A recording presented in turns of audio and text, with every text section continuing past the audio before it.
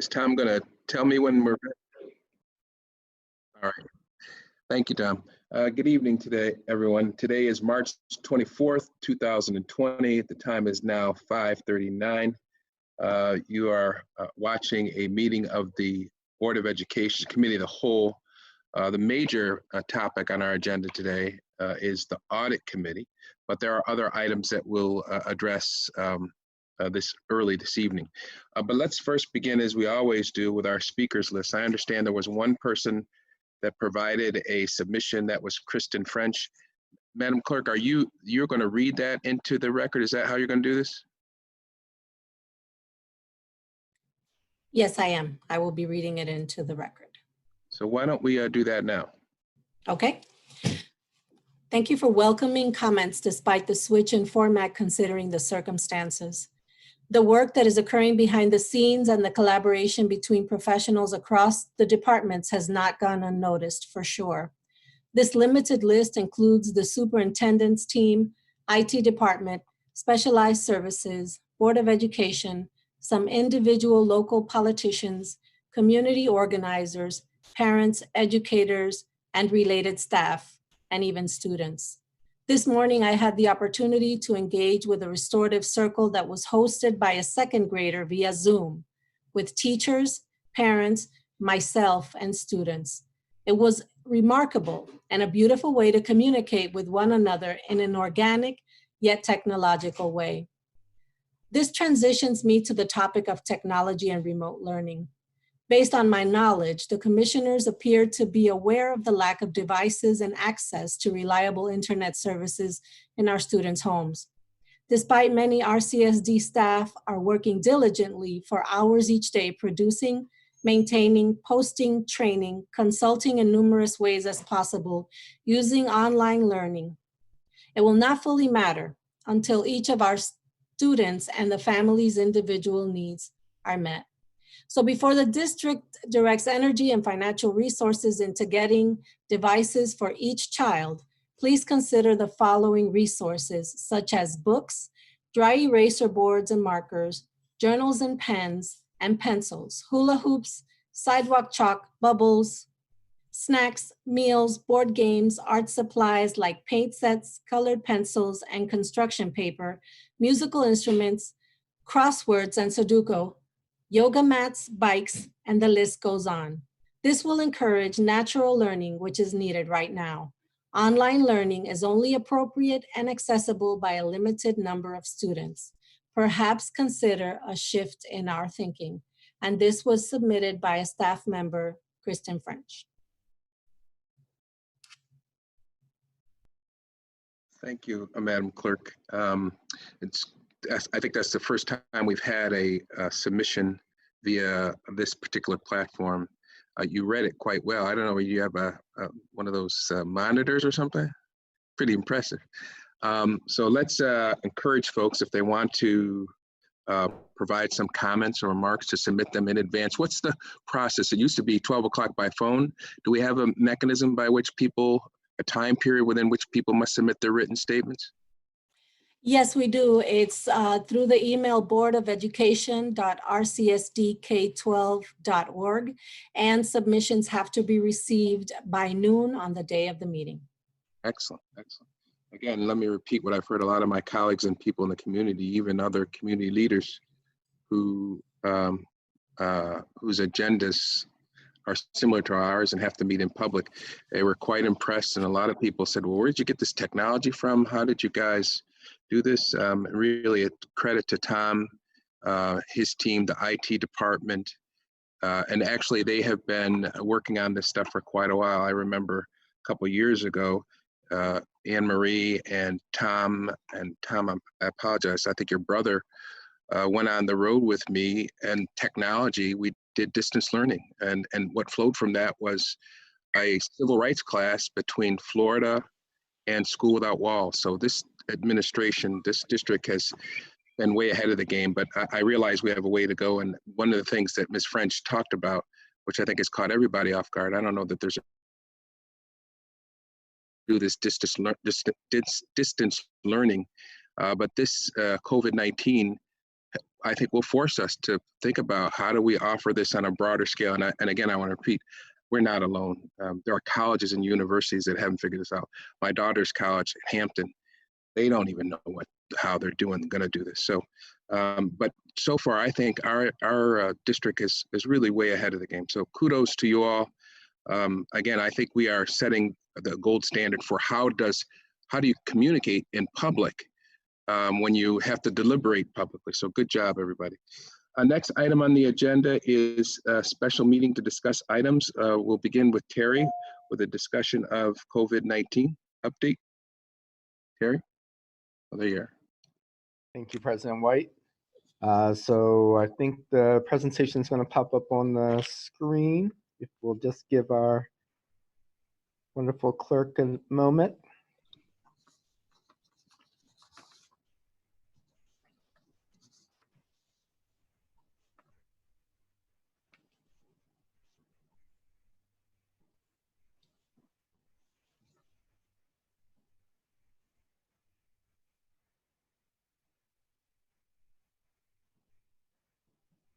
All right, so just to give the board and the general public a quick update regarding our COVID-19 response.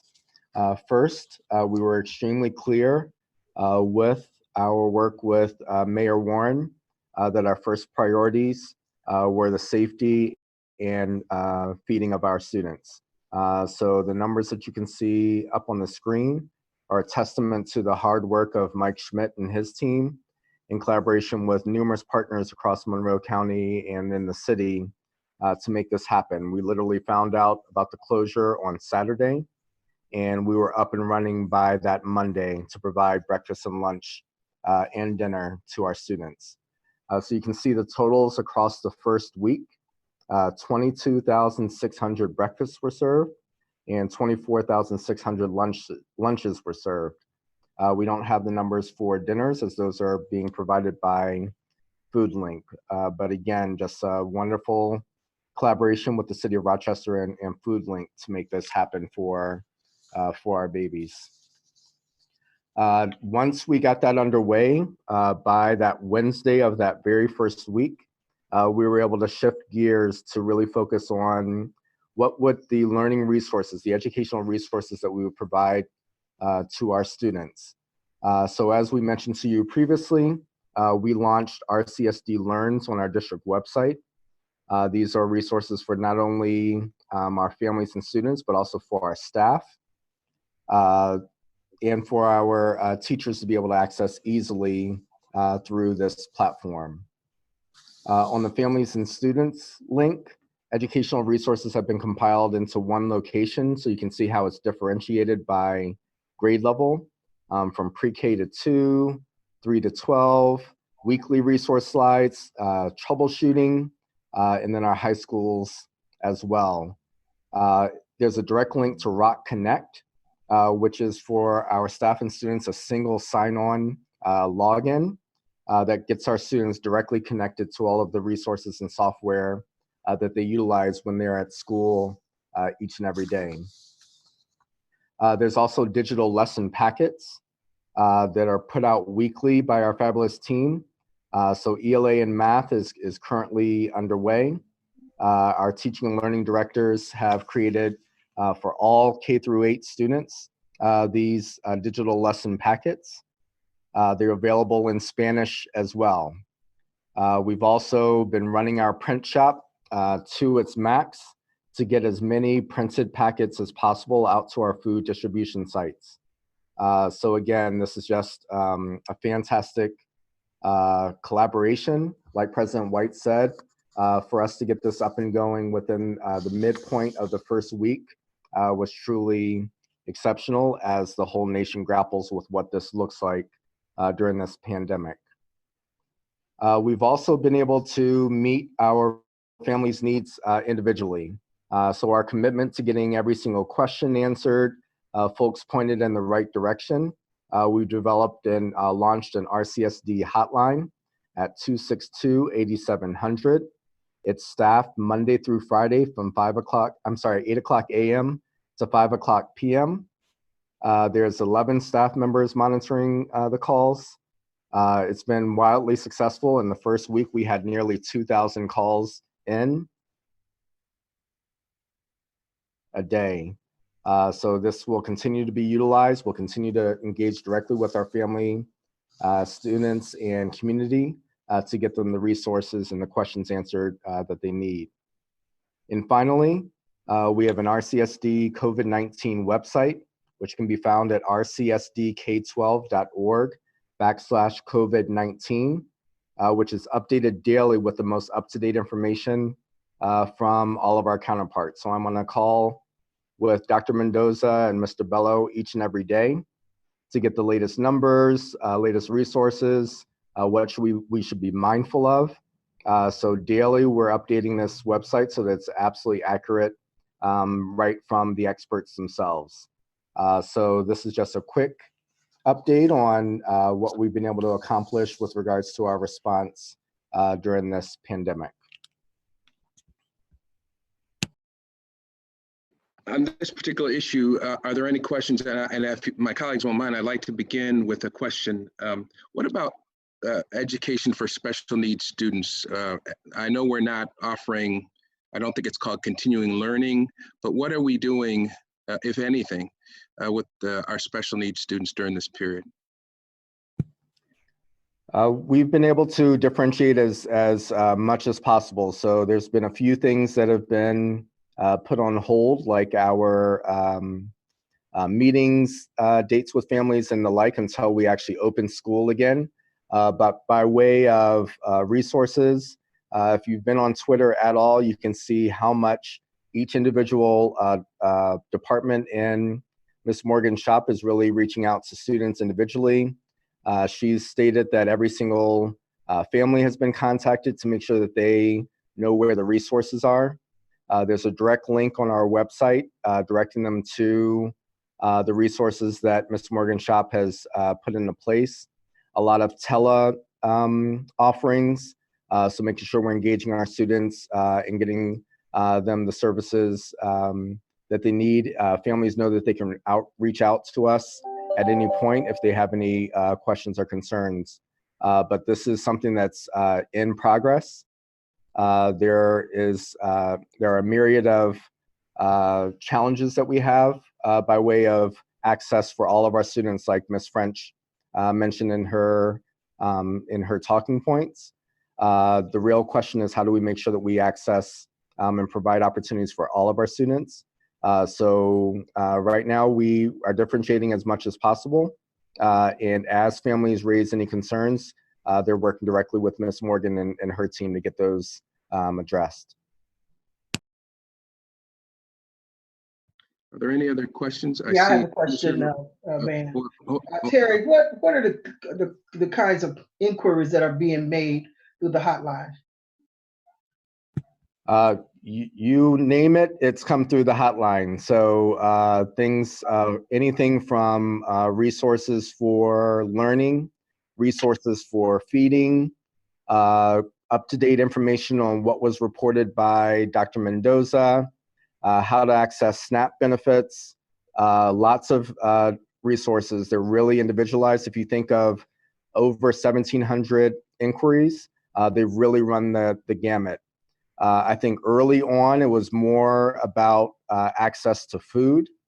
As that week progressed, it really shifted to what can I have my student working on while they're at home with me. So really directing them to the learning resources available online, how to access Wi-Fi and the like, and those types of opportunities. So they run the gamut, but those pockets of feeding and instruction have been really the priorities. Okay, I have Commissioner LeBron and then Commissioner Malloy. Yes, just a couple of questions. I know that Van mentioned special education. It's my understanding that there are guidelines that were issued from the federal to all school districts about still having to meet the needs in a modified way for special education.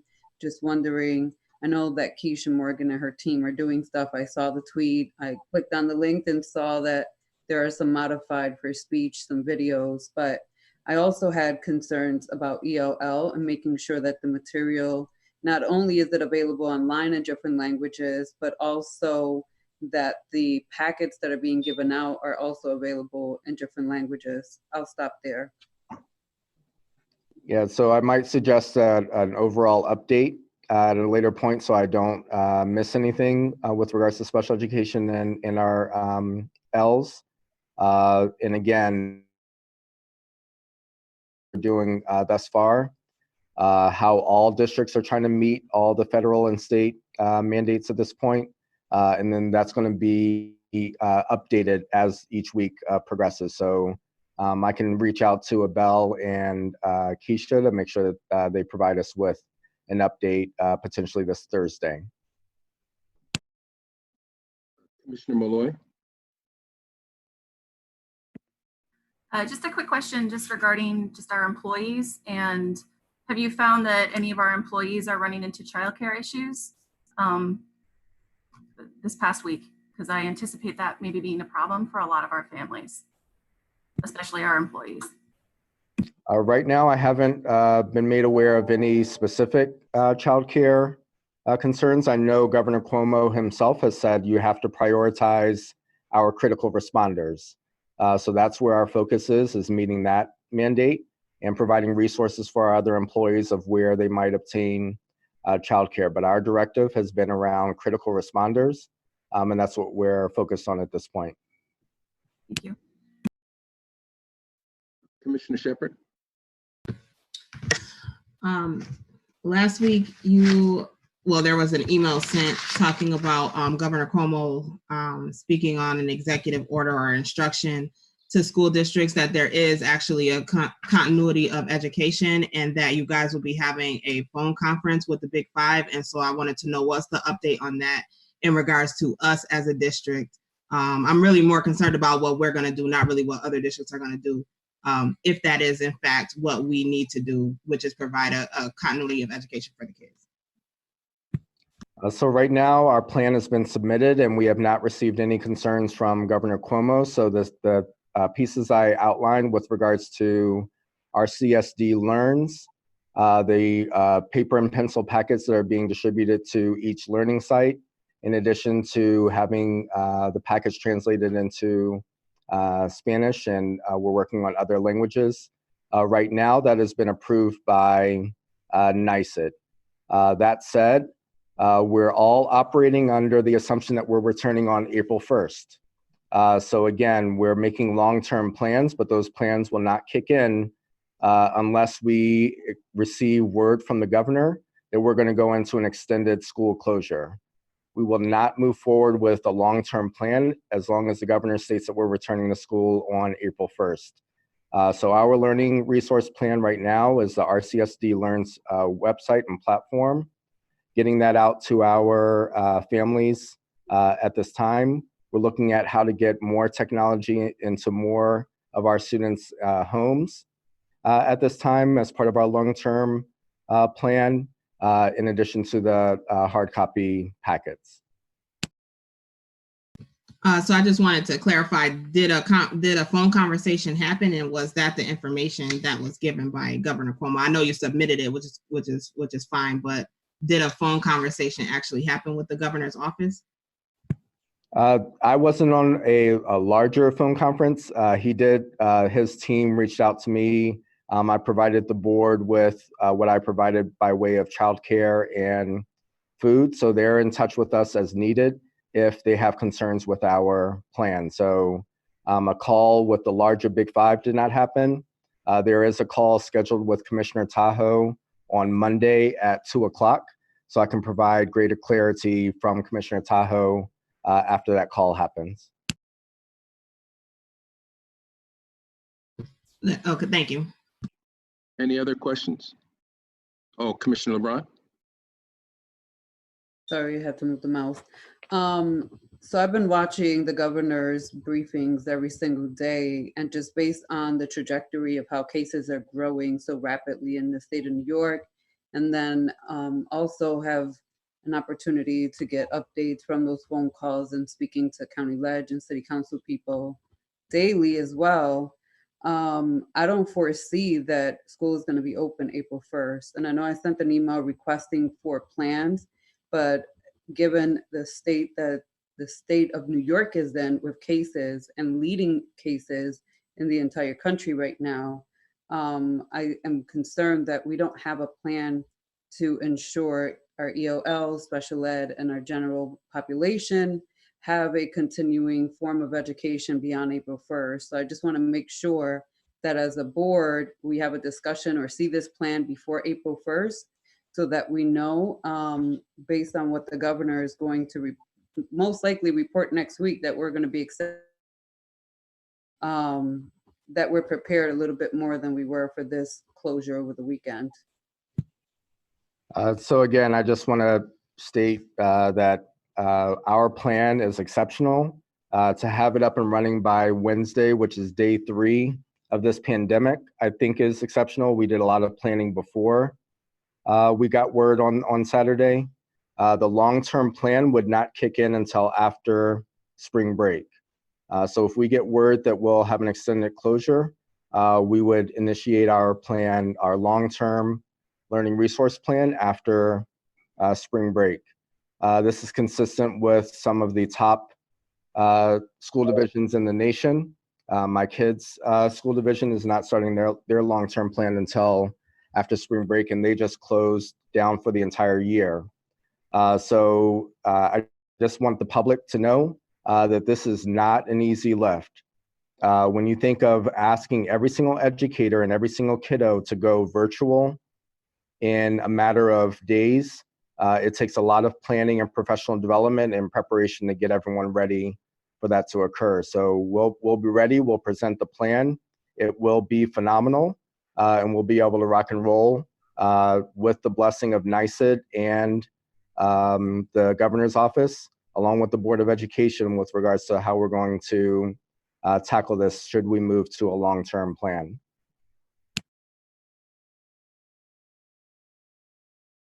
Any other questions? Okay. Thank you, Terry.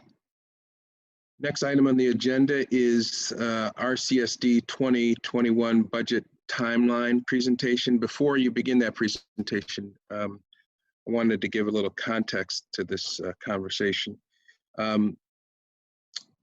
I began reviewing the agenda and considering the agenda for this board meeting. And of course, on everybody's mind was that Terry would present the budget for 2021. But like most of you, like all of you, I would imagine, I became concerned about what our citizens are having to endure and having to go through, finding toilet paper, life or death decisions.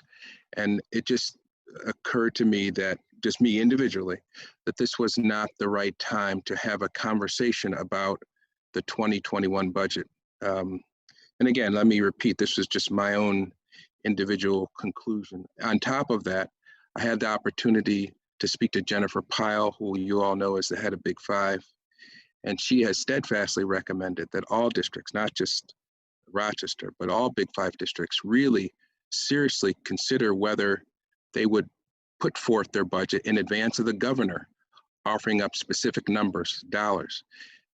She and others maintain this is not the time to engage in speculation, particularly since we had mid-year layoffs where we laid off many people and caused, perhaps necessarily, a lot of consternation, concern, and frustration. So I began to wonder, as we all have during this very unprecedented times, whether this is the right time to lay this on people. And then given what Jennifer Pyle had recommended, and also given the fact that she has indicated she is as confident as anyone could be that the budget will be presented on time, which is April 1st. So we're literally talking about a week's delay.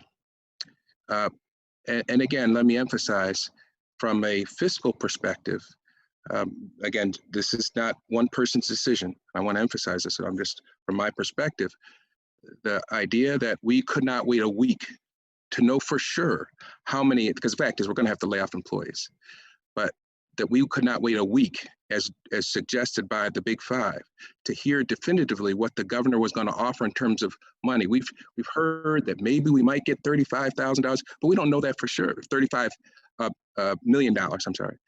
We've heard that, but we don't know that for sure. And what really makes us all very uncertain is this pandemic has thrown the state's fiscal house in disarray. So rather than get out again, just my thinking, rather than get out ahead of ourselves and offer up a number that may not be correct, and then tell people after we've made the decision, well, maybe it's not going to be this many layoffs, or maybe it'll be more. My thought was, listen, maybe as Robert's Rules of Order allow me to do, I should propose that the agenda be changed. I want people to understand, I did speak to Carl. I wanted to make sure that this was, as I understood it to be, this has to be a board decision. Yes, I can change the agenda, but you all can object to that. You have every right to do that. So that's why I sent out the email informing you of my position. And let me just indicate, on top of that, I talked to Terry about my concerns, spoke to Carl. Terry said, well, let me speak to my team and see what position they might have on this, what their thinking is. And he did that. And shortly thereafter, you all received a memo from him, and he can describe that to you all, but you all have seen it. And basically he recommends, as Jennifer Pyle suggested, that we wait. Again, she is, and you all have access to her. I spoke to her a couple of times. She is very certain that April 1st, which is a week away, that the Assembly and the Senate and the governor will make a decision. And that's the budget upon which our budget should be premised upon. So I need to give remarks as the chair of finance before Terry continues. Beatrice, no, I'm going to speak. Beatrice, I'm not finished. Beatrice, you were done speaking, Van. You were done speaking. So first and foremost, I don't care what Jennifer has to say. Those school districts are not facing a $60 million deficit. Beatrice, we already put it off. You are out of order. You are out of order, Beatrice.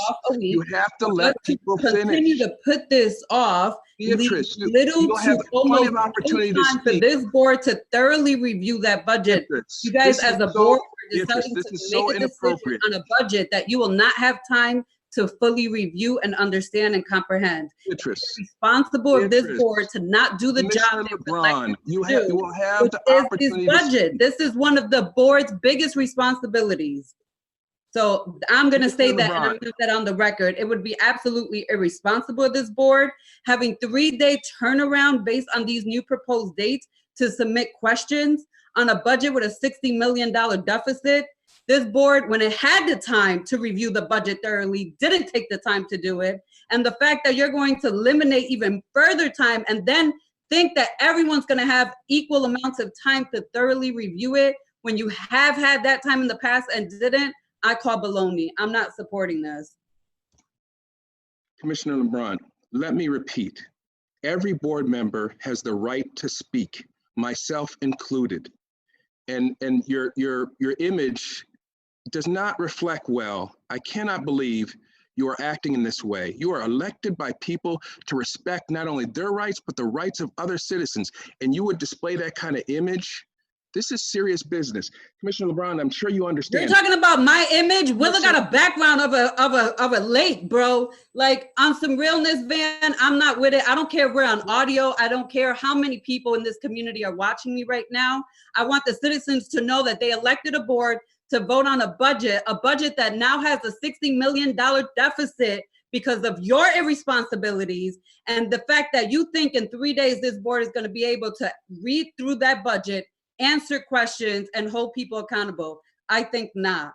And that is my default picture, by the way. I didn't fiddle around with my backdrop to change it to make it look like I'm somewhere else. I'm home and I'm zooming in.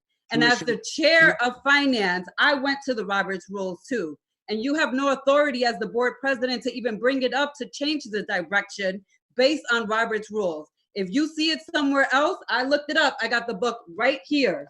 So if you find it elsewhere, this is in chapter 11. If you find it elsewhere that the president has authority to change the direction of a committee and a budget based that they're not the chair of, then send me that link too. and I'll Commissioner happily read it and review it. Commissioner LeBron, are you finished so that other people can have an opportunity to speak? Do you think you can just monopolize the floor whenever you want to and interrupt people? No, you cannot. I bet you will And find you that in started Robert's off rules. as the board president, and I'm speaking as the Commissioner finance chair. Commissioner LeBron, this is a No. special meeting of the Board of Education of which I am chair. Additionally, Commissioner LeBron, in advance of offering up this suggestion. And you guys were having an illegal meeting. You sent the email out and you guys were all talking about it legally. So yes, I requested that this be Commissioner talked LeBron. publicly and openly so the community knows what's going on. Continue. Commissioner LeBron, what the community needs to know is what every board member thinks. Before you rudely interrupted me, I said everybody would have an opportunity to object to this process. Let me clarify something. You say you have the Robert's Rules of Order there. I spoke to our parliamentarian in advance and asked him, what would I do if I had a concern about the presentation of this? 395 people, 395,000 people, Commissioner LeBron. I was not finished, and I don't know why you would think I was finished. You just decided to interrupt me. I am going to finish. 395,000 people worldwide have this terrible virus. 443,000 people in the United States have cases of this terrible virus. 500 States. Monroe County alone has 95 cases. 472 people are in isolation because of this terrible, dreaded disease. And in this context, as an individual, I thought it was not appropriate, it was ill-timed to have a conversation when people are trying to figure out what are they going to eat for dinner tomorrow, whether they will have toilet paper or not. I offered that concern to our superintendent. I checked with our parliamentarian who told me, and Carl, he's right on one of the screens, he can confirm this, what as chair of the committee, what I could do, and this is not a finance committee meeting, this is a special committee meeting. I respect your role as chair, but you have to respect my role as chair of a special meeting. And so I spoke to our parliamentarian, and he told me what I could do is I could propose that it be removed from the agenda, but that any board member, and I said this before you rudely interrupted me, any board member could object. And 4 members objected, we would go forward. As you well know, and as Carl and others have told you, and as I have indicated, that if 4 board members oppose Illegally it, through an email, illegally Commissioner through an email, LeBron, because I don't Commissioner remember where we LeBron. voted on this or had this discussion publicly before today. Continue, Van. You cannot give me the authority to continue because the Well, you rules, can't give me the democracy authority allow me to mute continue. my volume then. You are being rude and inappropriate. You're being rude and inappropriate. You sent the email illegally where board members were having conversations about this. So that is rude and inappropriate and illegal. Commissioner LeBron, if you would let people finish, I think we could get to the point where if you're persuasive and if people agree with you, we will have the budget presentation today. Again, before you interrupted me, what I was going to say is the superintendent is prepared to go forward with the budget presentation today if, pursuant to our parliamentarian, there aren't sufficient votes to have this put off. So anybody can object to my, and Mr. Christoph, you can correct me if I'm not describing this correctly, you're the parliamentarian. If there are people that object to this, and if there are, that is me saying we should not discuss this to hear the presentation today, then the presentation will go forward today. Mr. Christoph, can you clarify that? Because she's waived the Robert's Rules of Order, so we might as well hear it from our official parliamentarian who makes the determination when there's some confusion or disagreement. Mr. Christoph?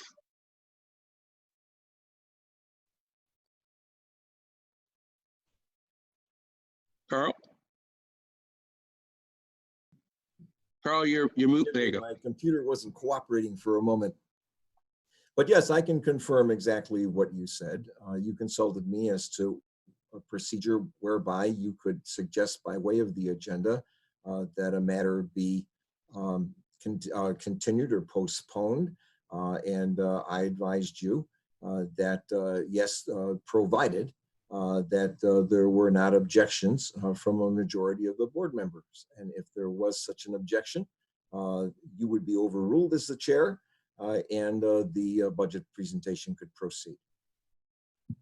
So the rules haven't been clarified. I just wanted to emphasize again My hope is that people will consider the circumstance under which our citizens, the citizens of this community find themselves, that to make a decision or to have a proposal presented that wasn't based on the facts, that wasn't based on what the governor's dollar amounts were and the Assembly and the Senate's dollar amounts were, would prematurely cause people to have concern about things that may or may not ever happen. And what are we talking about, folks? We're not talking about our shirking our responsibilities. We're in an unprecedented circumstance. No one could have anticipated this. Other school boards and the state governments are in our same position. And what are we talking about? We're talking about 1 week, 1 week.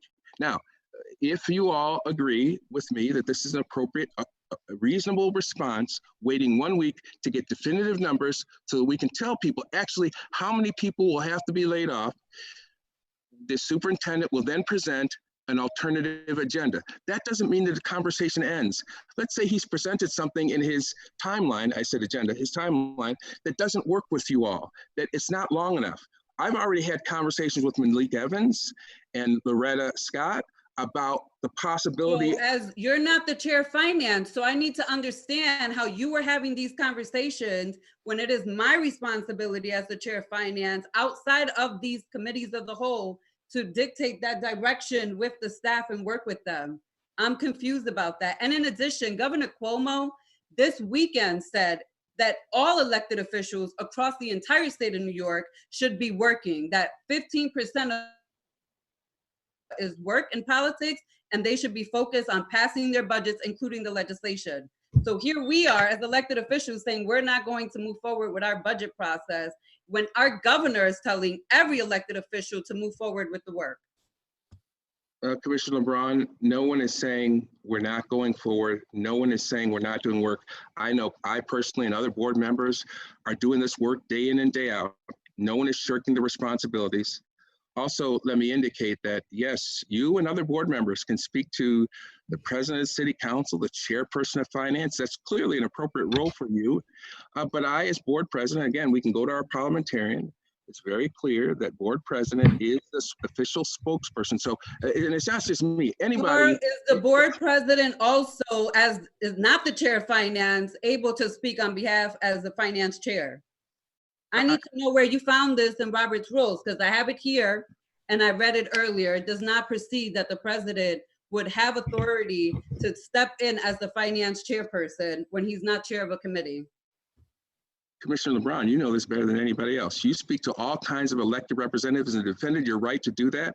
I have that right as well, Commissioner LeBron. And by the way, everybody else in this Brady Bunch You picture. don't have the right to speak on behalf of the board when you have not taken the board vote for that conversation. And that's the problem. You can speak to anybody who's elected as an individual board member, but as board president, you give the impression that you're speaking on behalf of this board and you haven't even taken it up for a vote. That's a problem. Commissioner and LeBron, it continues to be a problem, and it's inappropriate. Commissioner LeBron, do you know what I said to Malik? Did you talk to Malik about what I said to him? Is he going to tell you that I made any promises? He absolutely will not tell you that. Did you speak to Loretta Scott? Probably not, because I didn't make any promises on behalf of her. So again, I think I've made my argument. I think other people want to speak. Commissioner Shepherd, you're next. Yeah, so a few things I have a huge concern with. One is the fact that I don't have the draft budget in front of me right now, and that is what I was expecting. So the last time that we were together, I know that we had decided that this was going to be the date that we got the draft. So I'm confused at how there was a meeting that happened before today that decided that we would hold up getting the draft in front of us. And by the time that we get it on April 7th, it's going to be 3 weeks past the date that we were supposed to originally get it.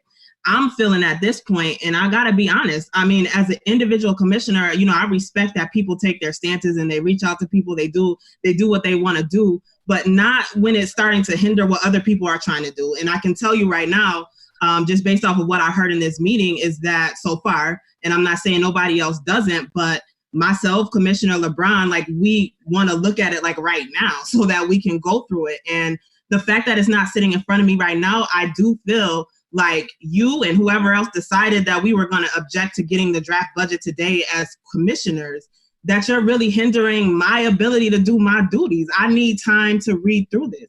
Now, I did put in the email thread that I would have preferred to have the draft budget, and then we can decide if the superintendent was going to do his presentation. That's two totally separate, different things for me. And I'm very concerned, and I have a lot of respect for Jennifer. I've been working with her since I've been on the board, and I know she does great work, but I have to be real. This is not her budget. And for me, I need the time to comb through it. We already know it's over 500 pages. There's lots of information in there that we try to digest and ask real critical questions. And I do get the point about the state, you know, whatever money they're going to give or not give. But every year we do the draft before we understand what the state is going to be giving us together anyways. And I really think that as an individual board commissioner, that if I don't have the draft this week and that the majority decides that we're going to get it April 7th, that is taking away my ability to have information for myself to be able to perform my duties. That's just how I feel, and there's no way around it. Anybody else want to be heard? Yes, ma'am. Commissioner Powell. So a couple of points on the topic that you want feedback on in particular. I'm of the belief that timelines throughout every level of government are going to be disrupted by this, and I have no reason to believe that that City Hall will be ready for our recommendations, or our recommended budget, the 33 days prior to budget adoption. I think they're going to end up changing their budget adoption dates. So I think that my personal opinion, right, is better than getting it on time under these circumstances, especially where everyone's calendar is going to be thrown off, not just ours. These, as you said, these truly are exceptional times in that regard. I mean, we've always struggled, Natalie is absolutely correct, we've always struggled with having only our best guess of what the state will give us in terms of revenues, because most of the time the administration has to develop a budget without any input, without anything except the governor's executive budget to go on. But in this case, the fact that we are relying on an extra, some form of extra help from the state, we really need to know that we're going to get that extra help from the state before we start sounding alarm bells. The other thing I wanted to say, while I have a hot mic, is that at our last Finance Committee meeting, a copy of Policy 6110 was provided to all board members. And with regard to the budget calendar, that policy says the Board of Education will annually approve a specific budget calendar developed by the Chief Financial Officer and recommended by the Superintendent in accordance with Attachment A. So this is not the purview specifically of the Finance Chair. This is actually driven by the Superintendent and the CFO. And if they are recommending a change to the calendar, then by all means, we should be responding to that. That's all I have to say. Thank you.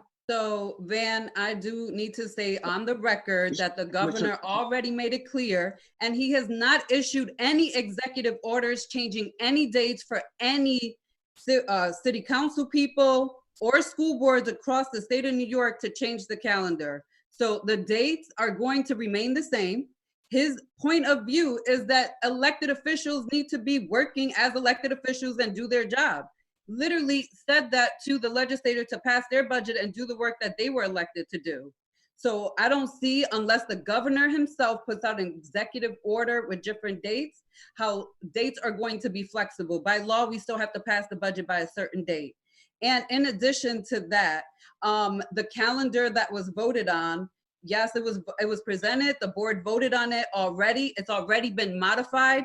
That's one. And two, this did not come at Terry's request. This came at Van's request as one singular individual board member, where other board members then started responding in an email, and that is illegal. We've had this conversation multiple times. So that's where this all started. I would not be surprised though if Van went and called each individual board member before today, which is why we don't have a copy of the draft budget, to answer Commissioner Shepard's point. And he got his 4 votes, so that this is all a facade that we're actually having any meaningful conversation to get a vote out of this. This is already predetermined and decided per usual.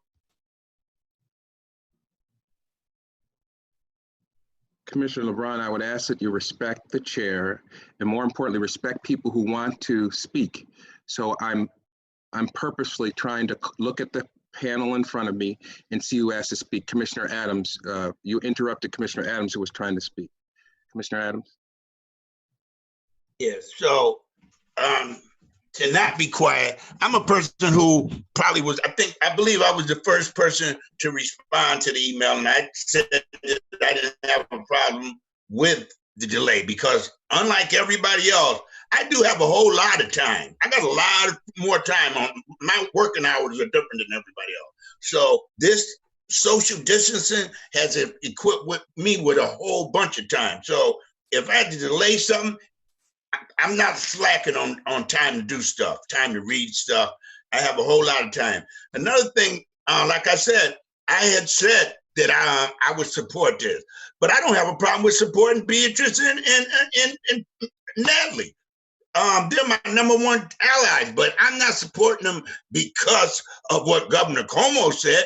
He need to get to work and pass this, do something about our foundation aid. That's what he need to do. That's what he need to do. He talk about people politicking. He's the biggest politician I know. So if I do support them, it won't be because of what Cuomo said, or because of it. Because I do have time. Right now, I have nothing but time. And so I just needed to say that. And I had been, like I said, I was the first one that responded, that I was just trying to be supportive. And I kind of agreed with some of the, this is crazy. This is not normal, what's going on. I didn't know that I was having an illegal conversation. And so with that, I just had to put that out there. And with that, I'm clear.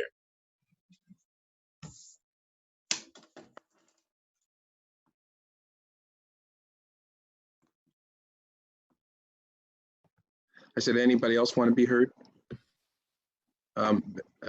Commissioner Shepard. Yeah, I just wanted to make one last point, just to reiterate the timeline that we're looking at right now is literally 1 month for us facing a approximately $60 million budget deficit, which means that the cuts that are potentially going to be proposed, we really need to understand the ripple effects that it's going to have throughout the district. I am extremely, extremely concerned that a month's time is not enough. It's not enough time for me. I'm just speaking for myself. And I really am frustrated that I don't have the draft budget in front of me today, simply because that's what I was expecting from what we had already decided. And I'm not really sure. We've been talking about having, I know people call it bailout money or spin up money, whatever we're calling it, or whatever it's going to be by the time the state decides. We've been talking about this since November. And so, we don't have any definites now. And I know with the current situation with COVID, I really am sensitive to all the things that are happening. But I also feel that in this moment, if there's ever a time for us to lead and really understand what we're doing and what we're elected for, it's a time like this. And we should be carrying that heavy weight of really actually taking extra time to digest this budget during this time, because we know that families are not going to have time like they've had in the past to kind of go through it and ask questions. And we should be tripling down on our efforts with the budget. I just don't understand why we as a board can't get it for ourselves at the very least until April 7th. And then if the board wants to decide that's when they want Terry to do it, I guess, is the budget not done? I guess is my question, because then I also heard that it's up to Terry and team. And so is it not done? Is it not prepared? Like, is the only reason we're holding off is to wait for the state? Like, I would like to know the answers to those questions. I'll take Commissioner LeBron had a comment, and then before we see if there's any objections, which is how this whole conversation began, it's happening in public. People have the opportunity to articulate what their positions is, what their views are. Terry, why don't you go ahead and make your presentation, and then we can follow that up with additional conversation. Before you do that, let me get Commissioner LeBron in one more time. Yeah, so I just want to thank Mr. Adams for his comments, but I do want to clarify that I mentioned Cuomo specifically because this notion that we're going to have time from the state and flexibility around these dates, it's not there. I just want to be clear. Unless the governor himself gives an executive orders to all school districts across New York State that he's going to change the deadlines for when this board needs to vote, and any other board in the state of New York for the budget, the dates unfortunately remain the same. And so the dates are not really flexible right now. What is flexible is the amount of time we have to go through it. And so I'm sensitive to the entire situation going on. I've said this in multiple places and spaces. Everyone in my household is an essential worker. So there is no time off for us. We are all working. And I will still make the time because that was reality. Even if we were not in this crisis, I would still have to make the time to read the budget. The problem is that if you look at even the first date that is going to be proposed, it's a 3-day turnaround to read almost 1,000 pages of a budget with $60 million deficits. So we do as a board need to understand what the superintendent and the administration is proposing that they're going to be cutting because there's going to be cuts, but also what the consequences and the impact of that is.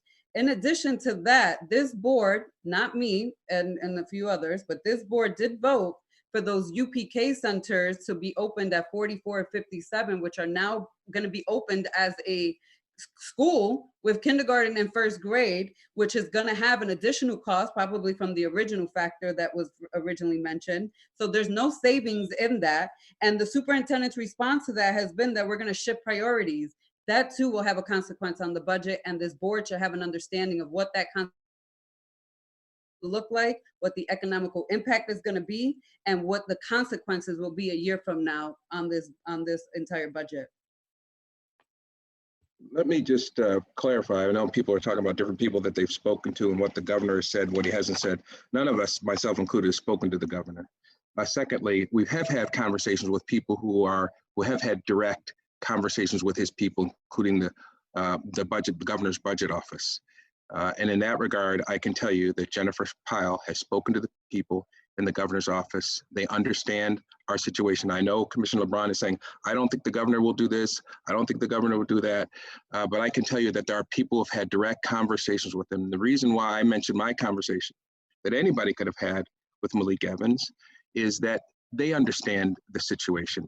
The circumstance that others are describing here tonight is a situation that nobody has ever experienced before. The suggestion that there's not going to be flexibility is absolutely absurd, because every day you read a press release from the governor's office, from the court system, from the Department of Health, from the US federal government, saying how they're modifying.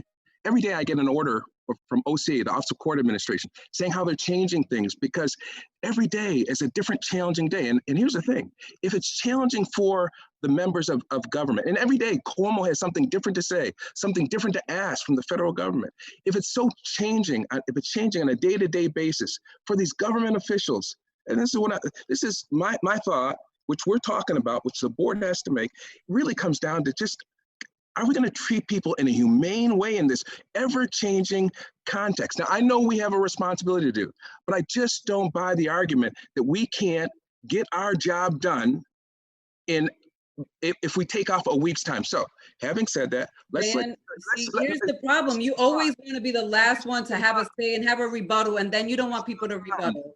So I'm going to repeat that you can watch the governor's live. It was from this weekend. He is not going to give us any extensions on these dates. So that came out of his mouth, that he believes that every elected official, he recognizes that budget season is upon individual districts and cities and counties to do our job. That's basically what he said. But I will put the link up. I will send you the link myself if you have not been keeping up with his lives. That's one. And two, this is not about not being humane. We have a $60 million deficit. And when this board had time in the past to review the board entire budget, they didn't. And here we are, a $60 million deficit. So to say that we're gonna have even less time and we're gonna be more thorough, that's a lie. And I will not perpetrate that lie by supporting that in this community. Mr. LeBron, all I always say is, for a person You who always said, wanna have the last say. That's the thing, Van. That's the problem. That's why we go back and forth. that's the irony, Commissioner LeBron. You are the person that always requires the last word. Now, let's let Terry hit this. You always got something extra to By say. the way, Commissioner LeBron, this will not be the last word. We're going to hear from Terry. Van, go ahead. Let Terry speak. Commissioner LeBron, please be respectful. We're going to let Terry speak, and then people, including yourself, will have the opportunity to ask questions. Superintendent Dade, please. Thank you, President White. For the community at large who wasn't able to hear directly from me, my concerns in this unprecedented time that we are under right now is one, paying attention to the needs of our community and what it needs during this pandemic. And then two, everyone on this call can back this up, that my concern was we have assumptions in our budget right now that are based on what has been historical for our budget. Typically, when we're presenting our budget early, it's with an assumption that we'll have an increase coming from Albany of some magnitude.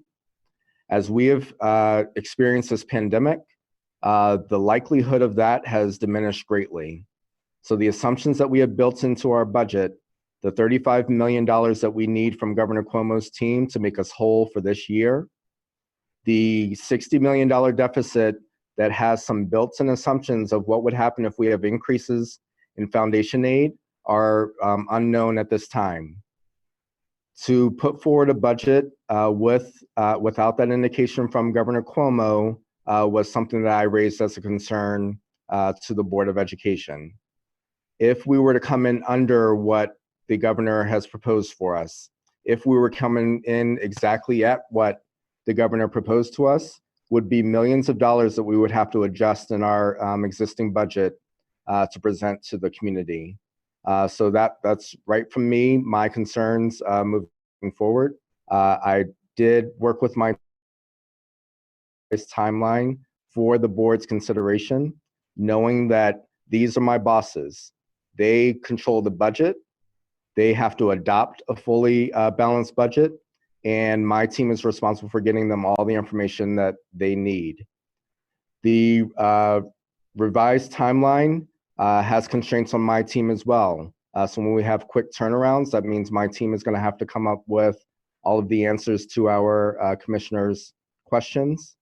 The timeline that you will see did not eliminate anything from the budget process with regards to hearings, deliberations, and the like. So what you'll see presented tonight is a truncated timeline that allows us to hear from Albany what our foundation aid and state funding will be, gives my team a few days to make adjustments as needed before presenting to the board on the 7th. So that's the first date that you'll see presented is Tuesday, April 7th. The superintendent presents the 2021 budget to the Board of Education. Friday, April 10th, round one of budget questions would be due to Kalia from the Board of Education by noon. This is my first budget process. My understanding is that we try to tackle this in sections. So this could be one of those sections with focus questions there. Tuesday, April 14th would be our public budget hearing webinar. Again, business is going to be done differently. So in our revised format that you see presented today. Wednesday, April 15th, my team would have responses due to Kalia from my team by noon. We have to change that date. I see another April 15th, but the following day would be the budget town hall. with part 2 training at 4:30 online.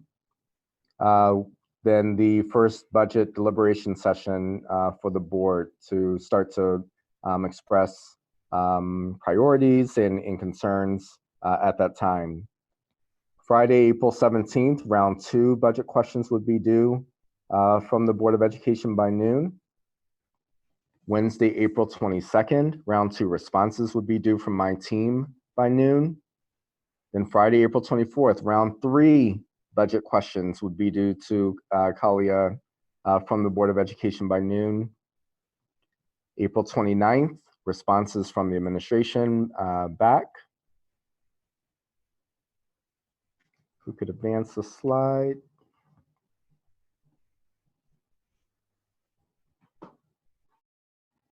Thursday, April 30th, the same date that was as scheduled, the second budget deliberation session for the Board of Education.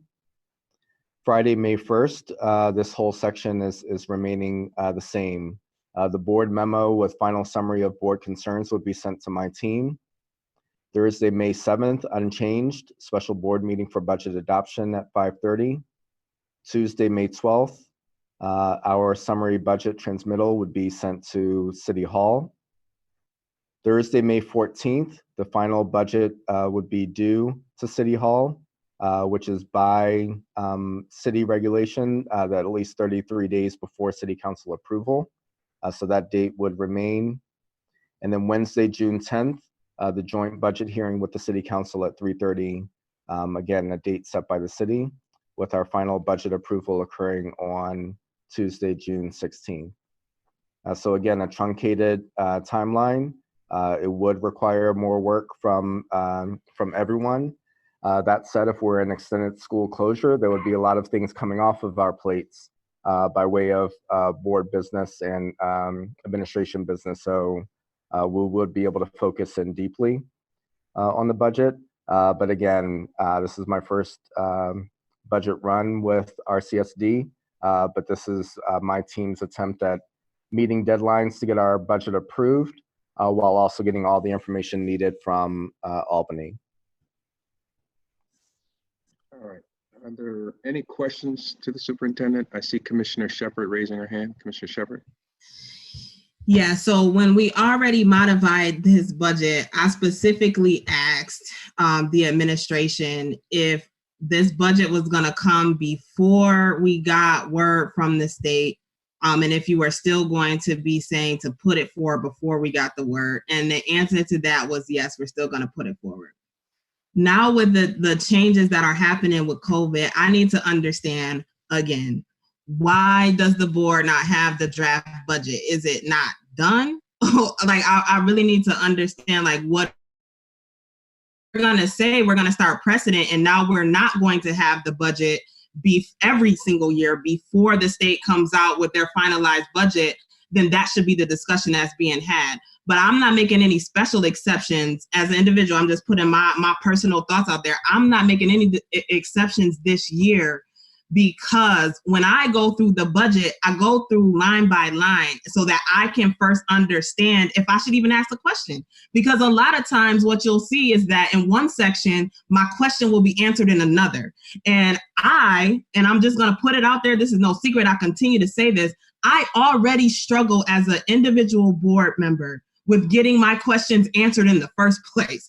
And I'm not relying on this administration to turn around so quickly the questions that I'm going to have to ask when it comes to the fact that we are going to be making some serious cuts this year, regardless if we get the money from the state or not. We still are going to be having a heavy lift with cuts.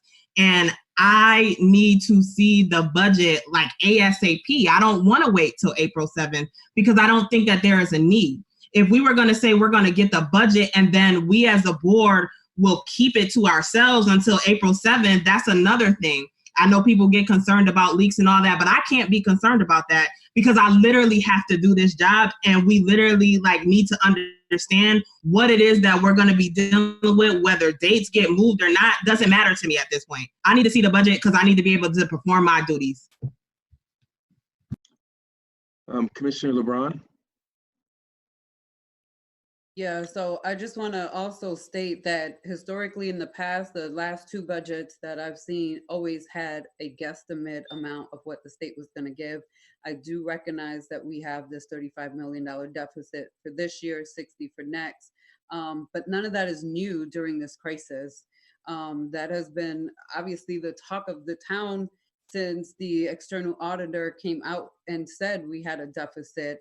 And for me, for a long time, for the last 2 years on this board. So I do agree with Commissioner Shepherd. At the very minimum, we should have gotten the draft budget. If again, the appearance was that this was going to be a conversation for the board to vote on today, we should have at least gotten the budget today, so that we could start going through it, because again, it gives the impression that this board has already decided through other methods, perhaps phone calls, that we weren't going to be having the budget presentation today, and that the president's recommendation was going to be voted on and have the support of 4 individuals, because we didn't even get a draft. Now, I do want to put this on the record that I did ask board staff to provide the board with the budget even last week after the superintendent and I spoke. When you reached out to me, I was okay with extending it 1 more week. We still had to meet. I still had to meet with board staff over the phone and Zoom to figure out new dates and how I can still have a timeline that gave everybody on the board adequate time to review and ask questions. But when I asked if we could have the board budget even last weekend, I was told that your team was going to be working on it till today at 3:30. So that's even before President White's email saying we should just hold off for another date. So that's a problem for me too, because I understand that the governor of the state hasn't issued any dollar amount at this point, but we should have some different scenarios, understanding that we don't have a concrete answer yet. Terry, do you want to respond to that? So I just want to respond to some of the ways that we've done business in the past to what's happening now. So in my review of past budgets, there are assumptions like Commissioner Shepherd and Commissioner LeBron stated. What is different here is we cannot guarantee that we're going to receive an increase in aid from the state like we have every single other year that I've reviewed. We do not have a savings account, period. We have 0 in savings that we could couch any, oops, we need to shift things around. We have 0 savings. Thus, my anxiety increases to say, if we don't have an accurate picture from Albany, I get really concerned about what numbers we're presenting for the Board of Education to review. So I just want to make sure everyone knows that this is unlike every other year where I've reviewed the budgets myself and seen the utilization of fund balance as a cushion to move things around as we make these tough decisions. We have 0 right now to really think about moving those pieces.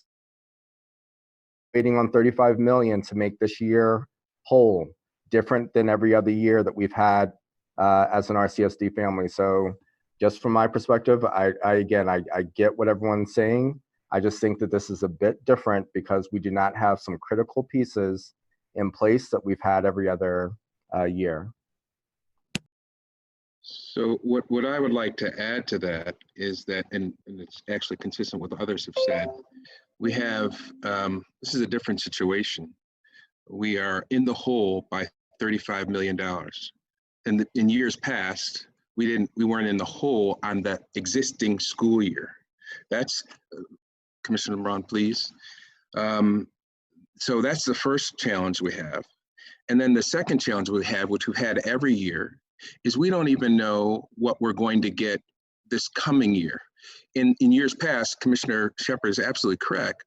We've taken a leap of faith every year that I've been here and assumed that the governor was going to give us X amount of money. Now the question has become, all these years, most recently, we've said, you know what, we did some stuff the wrong way from a financial perspective. Maybe we shouldn't have, in years past, been making assumptions about what the governor was going to do. Maybe this is the year where we say, wait a second, before we start drawing money out of the bank, we're going to know what's in the bank first.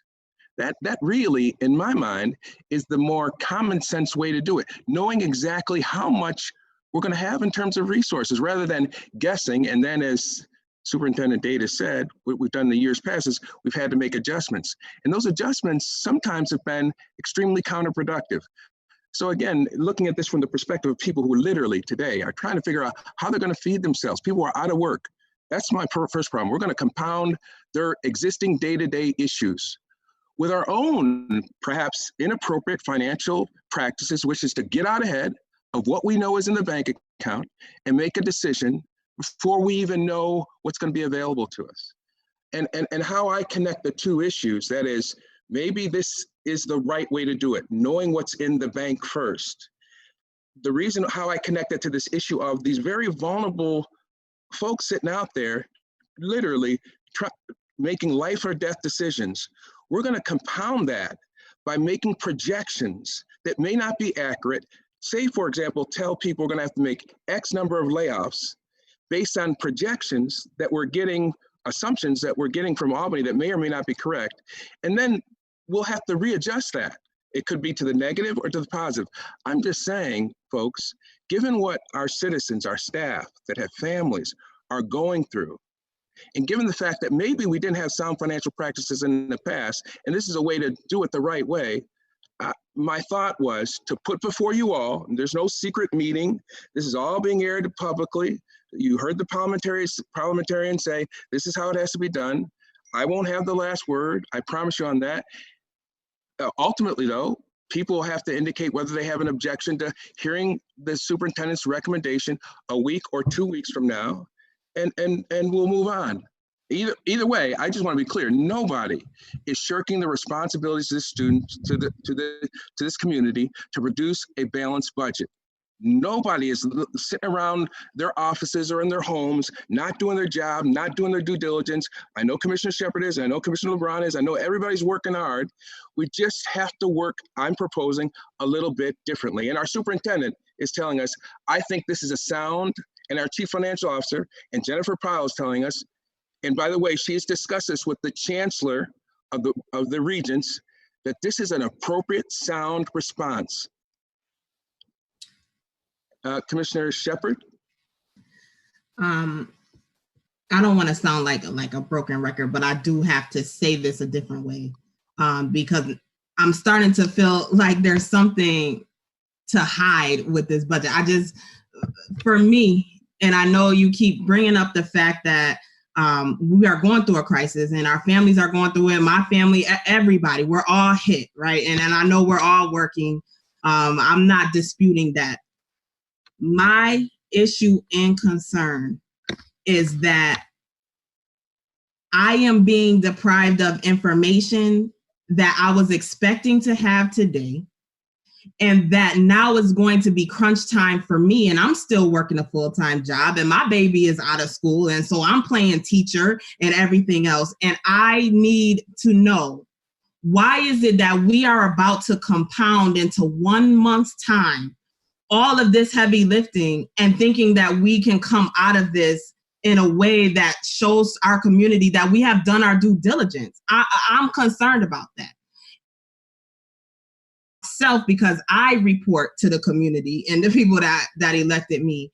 And I really have to say that I'm having flashbacks on when I voted no to a previous budget. This is the same stuff, and it may be for different reasons, but I just have to say this. This is the same course of action that was being taken by Barbara Dean and her administration, of holding information, of moving timelines, of not answering questions. And I'm just telling you why I am nervous in regards to compounding this in 1 month, is because I need to see this budget through and through. If things change, that's fine. I understand. People make so much money that they should be able to think on their toes. As things change, we can adjust and we can change. And then I feel like that's our job as a board, is then to explain to the community why things are shifting. But at this point, I'm telling you, I honestly believe that there's something to hide, because if the budget is done, why can the board not see it? I'm just confused. I'm very confused at that. And so I will just move on. If the board majority decides that we won't get this draft budget until the 7th, then I just will have to operate in a different manner. And I'm telling you right now, again, I want to make it very clear that for me to not have this draft budget and to wait until April 7th for me to get it is impeding on my ability as a commissioner to perform my duties. It's just unacceptable for me. I don't know if you want to speak to the characterization that perhaps stuff is being hidden. I hear Commissioner Shepard. She made her concern very clear. I don't know if you want to respond to that. The other thing that before you do, this is a deliberative body. This is a deliberative body where we hear concerns of other people, and we have to talk about this publicly. Let me ask you this, Superintendent Dade. Is there a way, for example, to adjust the time frame to April the 1st, that the board hears this? Because again, what I'm hearing from Jennifer is that they are hell-bent in Albany by getting this done on time. I know that doesn't give my colleagues who are concerned a lot of extra time, but is there a way that the time frame could be adjusted so that the budget is given, the proposed budget, by the way? And for folks who aren't familiar, folks watching, they should understand that the superintendent is going to recommend a budget. And then what my colleagues are concerned about is they want the time to deliberate and do their due diligence over that budget.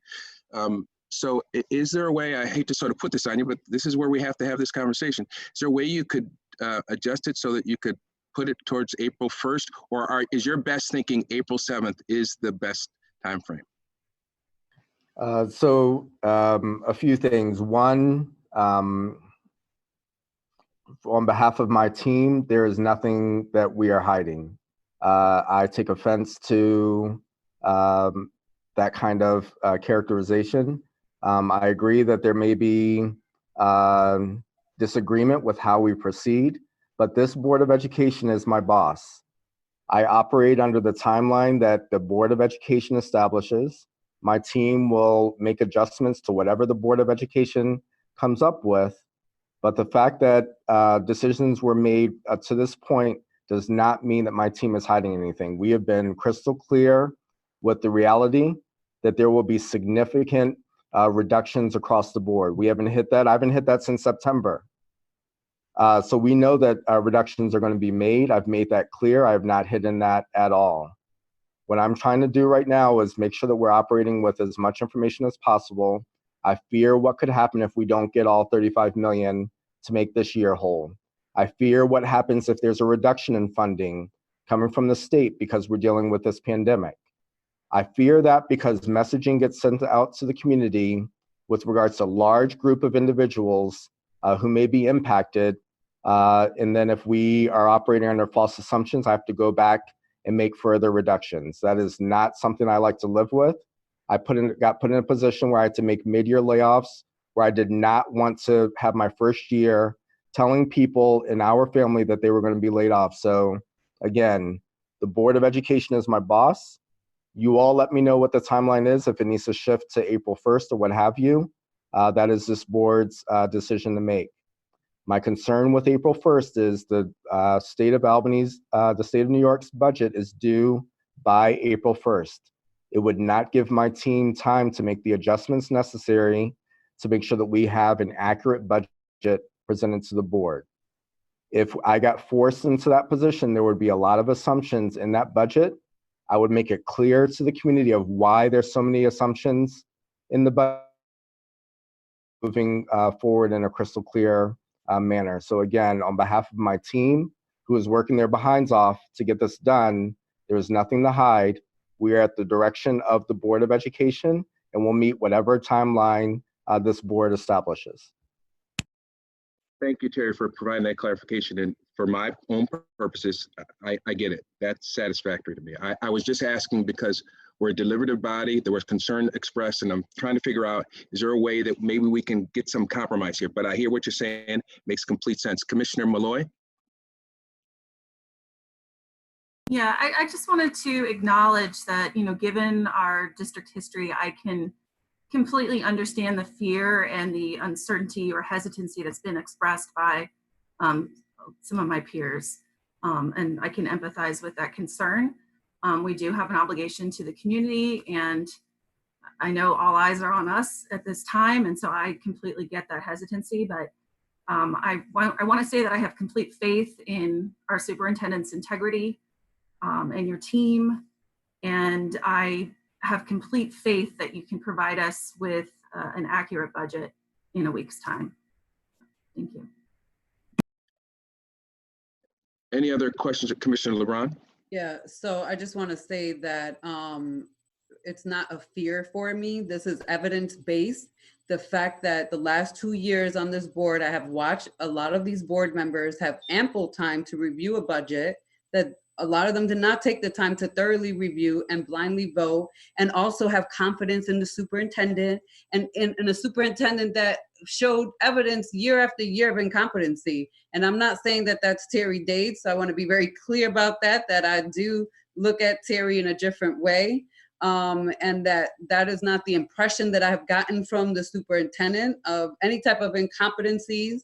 However, I would say that we are elected, again, primarily to focus on the budget and focus on our policies. And this board fails in those areas for me, and that's a problem. And we're elected by this community to do just that, and they have a right to have access to this budget just along with the board. I want to see the budget. I want our entire community to see the budget, and I want them to see it now. We already delayed a week. I understand that, you know, we don't know what the state is going to give us, but we didn't know a week ago what the state was going to give us, and we were prepared to move forward. So here we are again, delaying what's to come. Any other questions or comments? All right, I don't see Commissioner Shepard. Yeah, I just wanted to do a quick follow-up because I heard Superintendent Day say that he was offended. And, you know, I just want to say it like this. So last year, you know, we had an interim superintendent that did a heavy lift in a short amount of time. And he was somebody who I thought was extremely competent. I still think that. And even though I was able to go through everything he said he was going to do, go through the budget, supported him because I know his integrity was intact, and he was really trying to get us to a place where we were not at before he came in. And that still blew up in our faces. And so what I want to stress is my concern is I want to be able to confidently say, like, I don't run from that, right? Like, I know that that's what we did. The year before, I had zero confidence, voted no. But last year I voted yes, and I have to stand by my decisions. And I want to make sure that I'm able to go through all of the things that this administration is saying they're going to do. I do believe that Superintendent Dade has good intentions when he's making decisions, and I know that he stepped into this. And he's doing the best that he can to lift it. That's not my issue. My issue when I say I feel like something is being hidden is what has happened in the past where I have not been able to at least put another set of eyes on something that somebody may not have caught. And I need to be able to articulate what it is that I am standing a yes or no on to the community, because it is our duty to digest it and put it in layman's terms for people who are so caught up in what is happening right now with this crisis. And I am I can't express enough how frustrating it is for me to have been expecting something as a board, and we talk about being a team, and it doesn't feel like teamwork to me. I just feel like team is a term that's just put out there for people's convenience in conversations. And I do realize that there's concerns that stem around, you know, information being leaked and all that. And really that's on the bottom of my list right now because of the lifting that we have to do with the budget. And I literally feel that having this budget is going to do us a huge disservice. And I can't stand by that decision. And should that be how we move forward, I really don't know what it is that I'm going to do. I know we talk about speaking with a unified voice, but I don't see any reason why we as a board cannot get the draft budget before that. I'm not understanding. I hear the logic. I'm following what people are saying, For us as a board to get the document, unless there's some legal reason why we wouldn't be able to get the information before the public gets the information, I don't understand why we as a board cannot lay our eyes on the budget.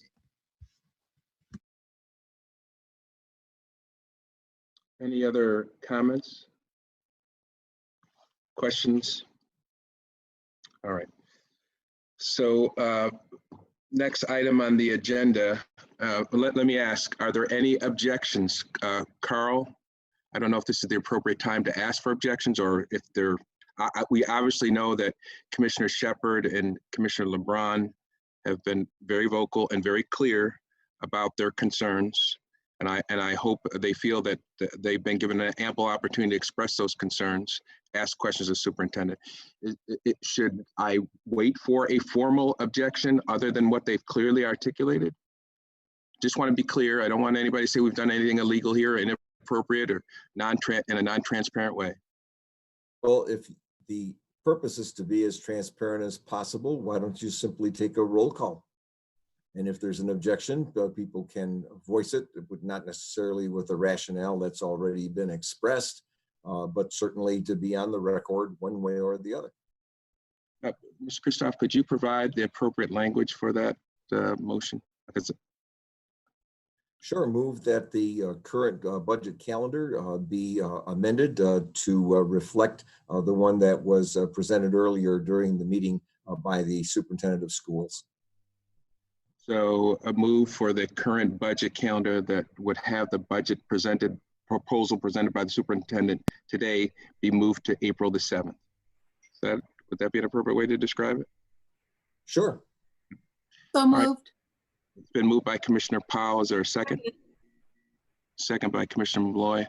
All those in favor of the moving the budget calendar proposal from today to April the 7th, say aye. Aye. Aye.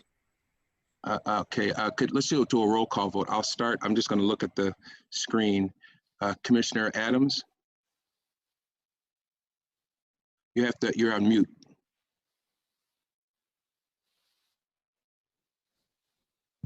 I'm voting against it. Okay. Commissioner Shepard? No. Commissioner Malloy? Yes. Commissioner Powell? Yes.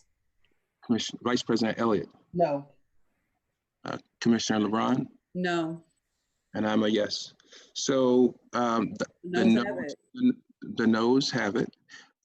Commissioner Superintendent Dade, you were told that in the event that if this was not successful, you'd have to present your proposal today. You're prepared to do that? Can I make a recommendation to provide commissioners with our budget and then present on Thursday? My only concern is I have not notified staff that will be impacted by these reductions. Is there any objection to the superintendent providing you all a written proposal today with a presentation on Thursday? Madam Clerk, what's on our agenda for Thursday? We have a packet of resolutions that we're going to be reviewing. It is a light agenda, and so that can happen on Thursday. It also gives us time to get all the materials out to you. Okay, all right, so we'll have the conversation on Commissioner Shepard? Yeah, I just wanted to clarify. So would we be getting the draft budget as of tomorrow morning, or can go pick it up in the morning and then he would, Superintendent Dade would present on Thursday? I just want to clarify before. Is that what is being stated? Superintendent Dade, you want to clarify that? Yes, that's my understanding. It's gonna pain me to say this, but I will support. Wait until Thursday is fine for the presentation, as long as tomorrow morning. I am okay with that. I can work with the administration to make sure that we can have them all delivered the way that we did the materials today. Okay, I'm okay with Thursday too, and again with the materials being delivered. Everybody good with that? All right, so Superintendent Dade, you'll make sure you work with our clerk to make sure that those materials are available tomorrow and that you will review it with the full board on Thursday. All right. All right, next item on the agenda is policies regarding the board budget hearings. This is a timely conversation. Carl, I have you as the master of ceremonies for that particular conversation. Yes, the board may recall that last Wednesday I was asked about the legal requirement for the board to conduct public hearings with respect to the budget. And you'll also recall that I responded at the time that the board is bound by its policies and that its policies with respect to budget hearings require that there be one budget hearing during the month of April. But that otherwise the board is not required by any statute to conduct budget hearings at all. So my suggestion at the time was that if the board is going to consider changing its schedule with respect to conduct of or the conduct of budget hearings, that it should do so being mindful of its own policy in that regard.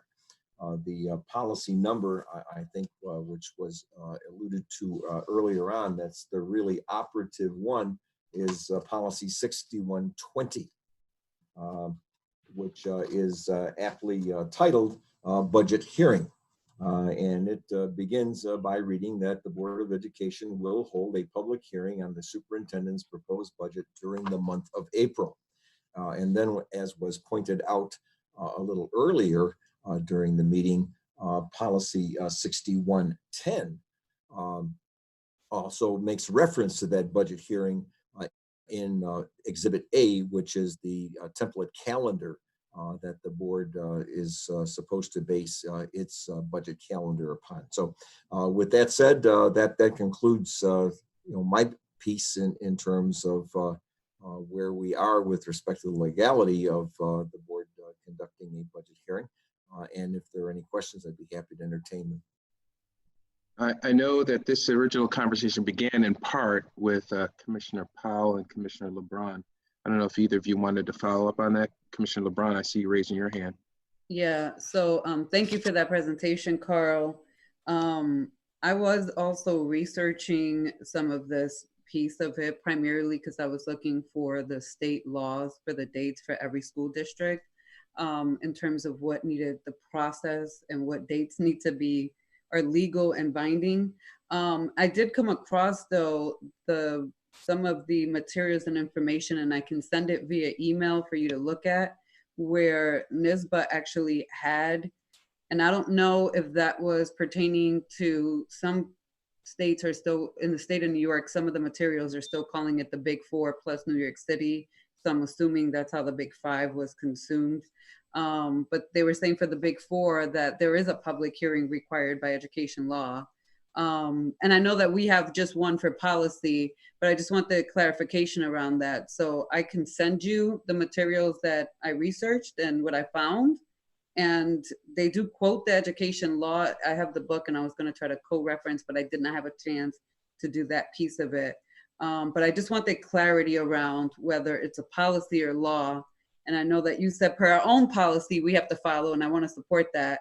And I know that we're going to be doing an online format because of COVID-19. And I'm okay with all of that. I just want the clarification on whether it's policy or law.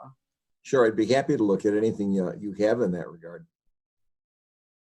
I'll email it to you and then we can distribute to the full board.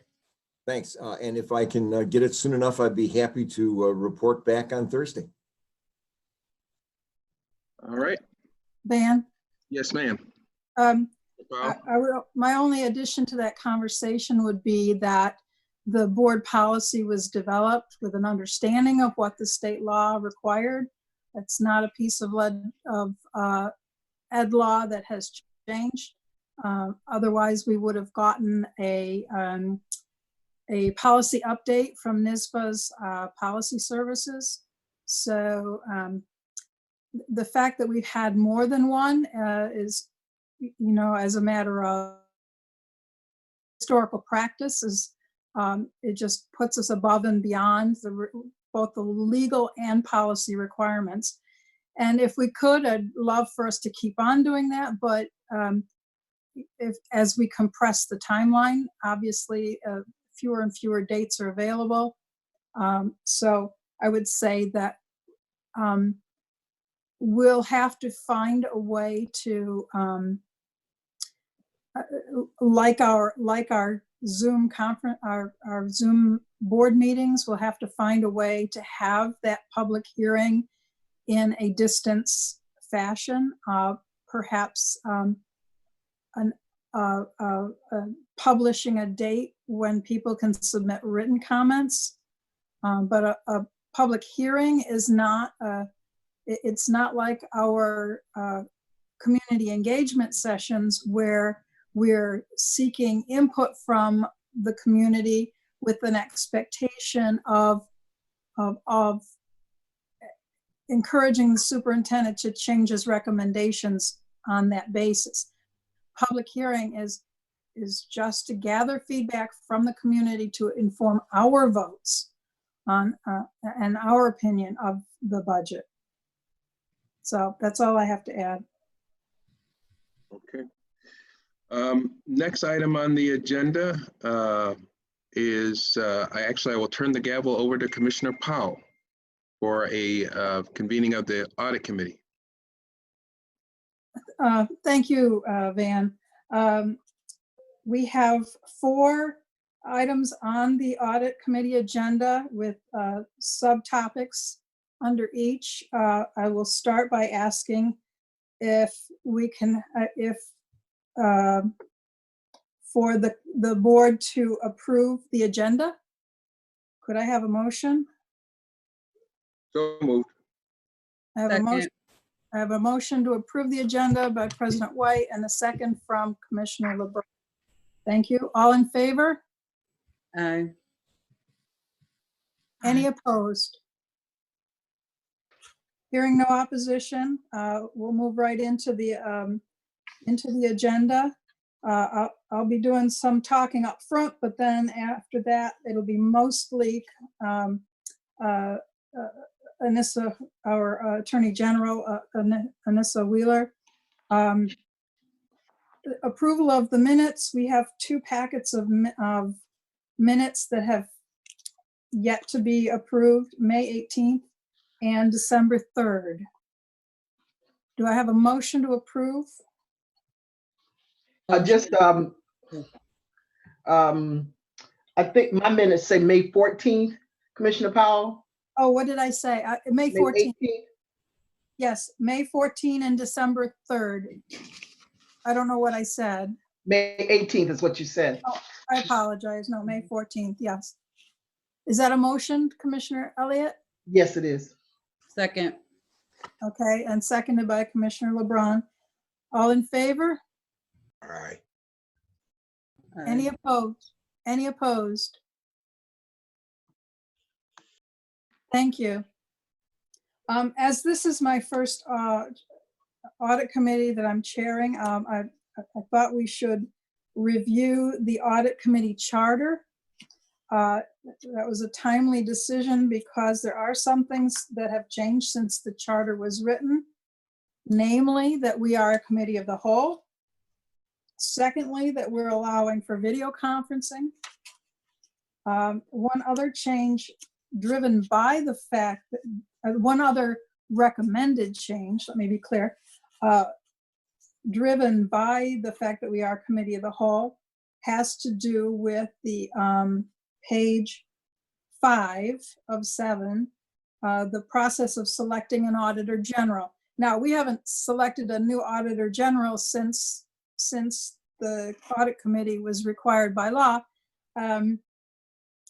And hopefully we won't need to for some time to come, but the recommended changes you'll find on page 5 are driven by the fact that we now meet as a committee of the whole. let me start by asking if there are any questions or comments about the recommended changes to the audit committee charter.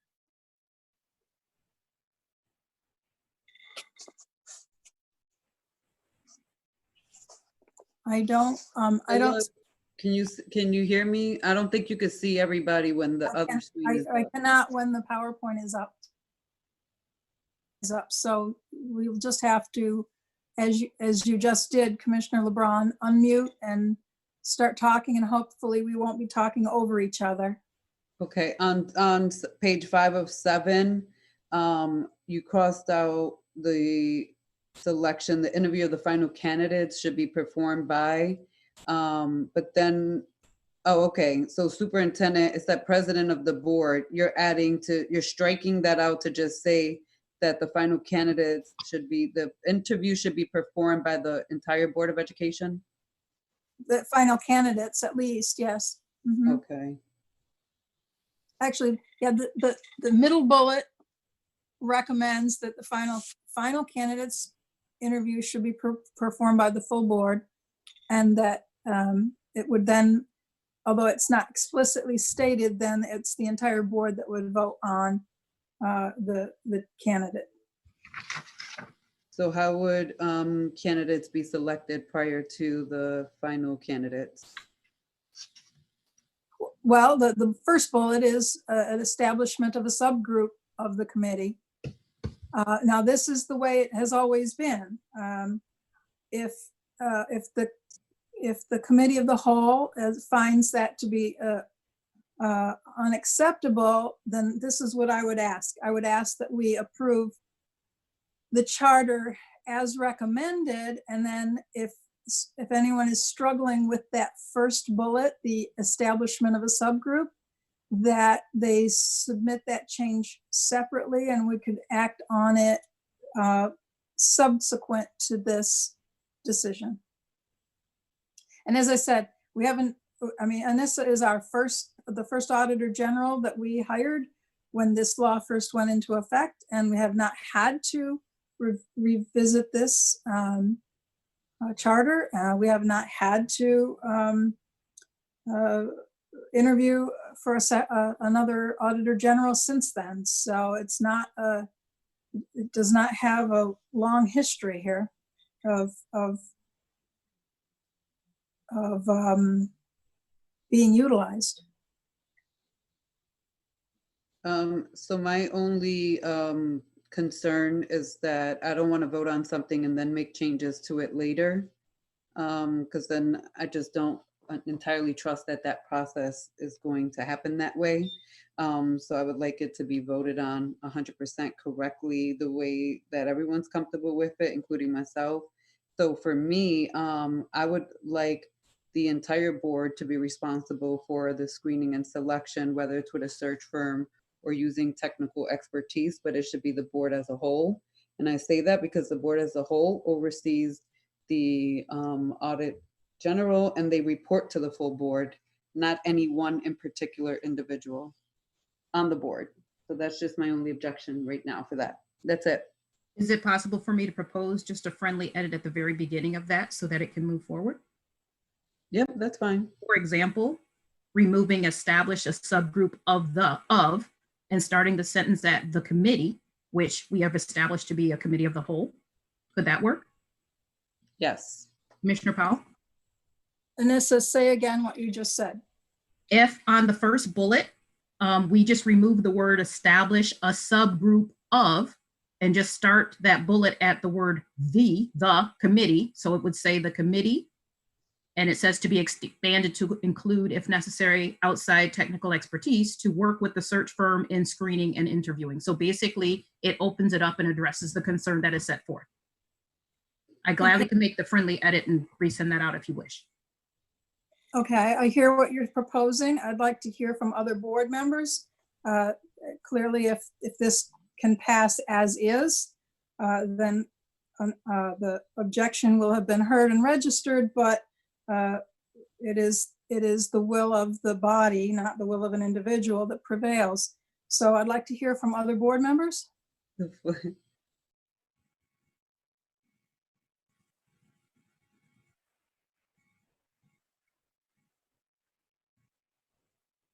I don't particularly have, either way is fine with me.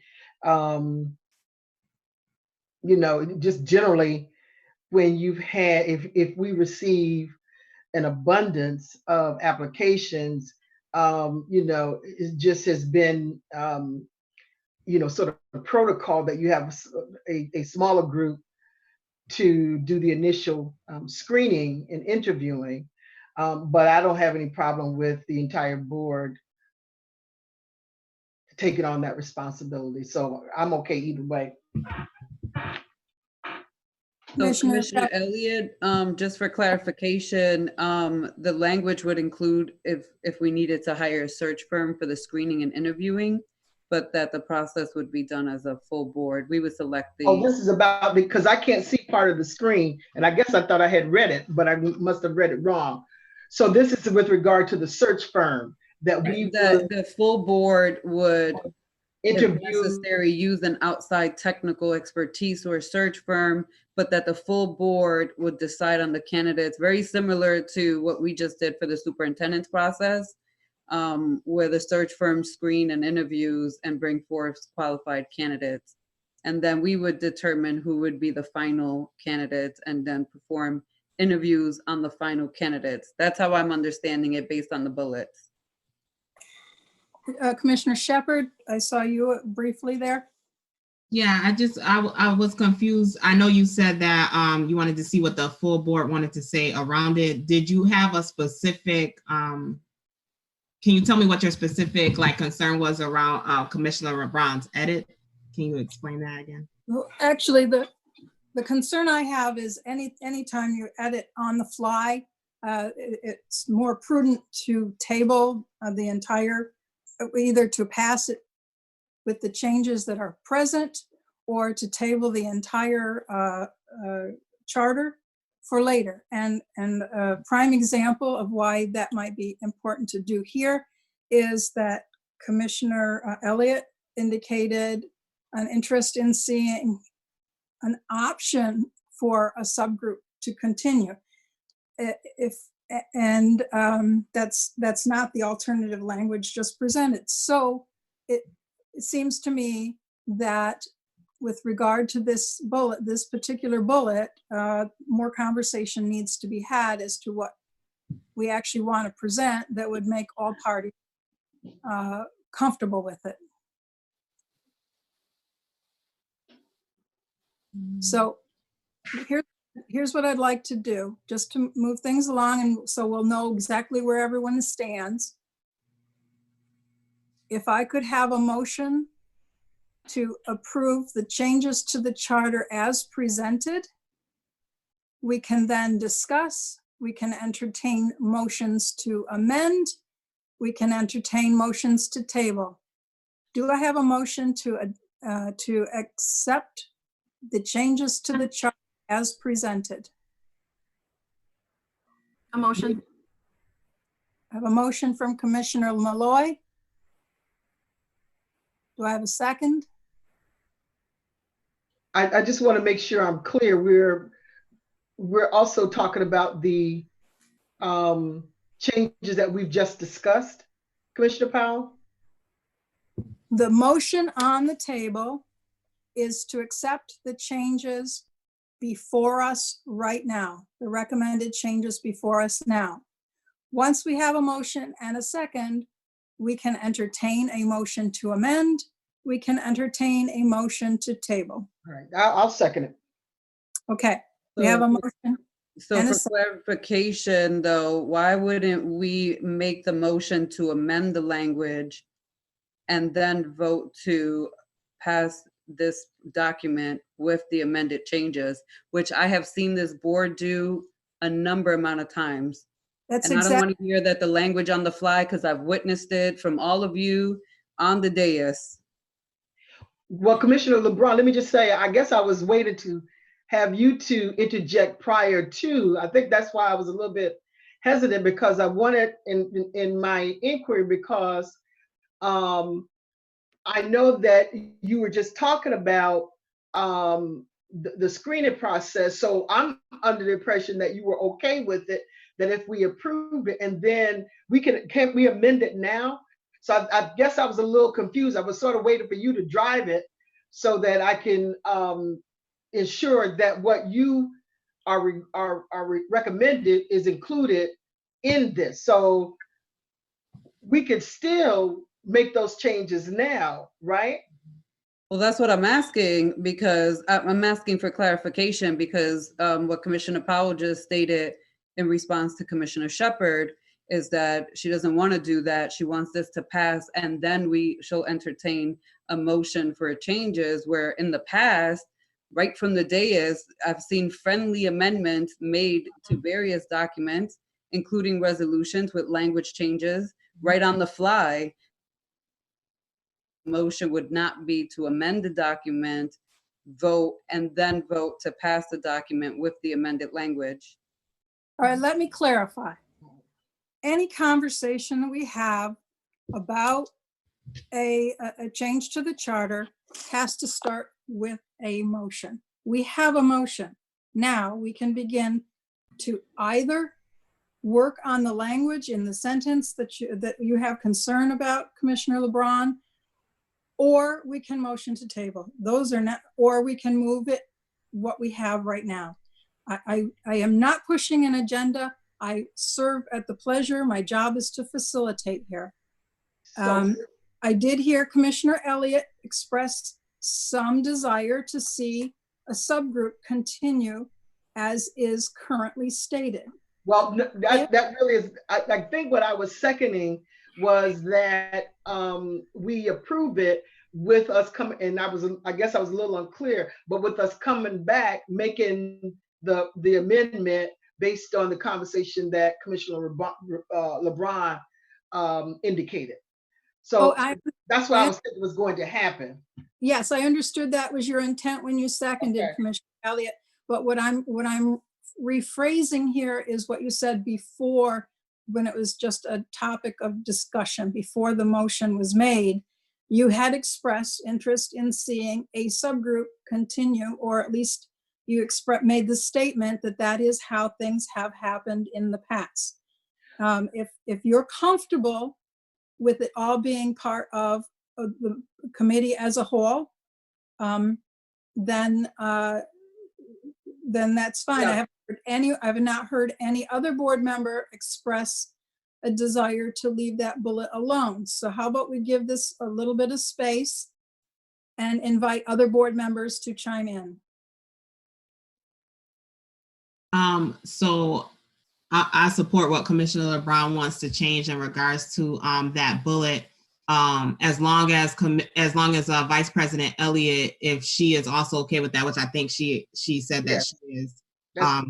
Okay, yeah. So I'm good with making that a friendly amendment right now to just vote on changing that language right now.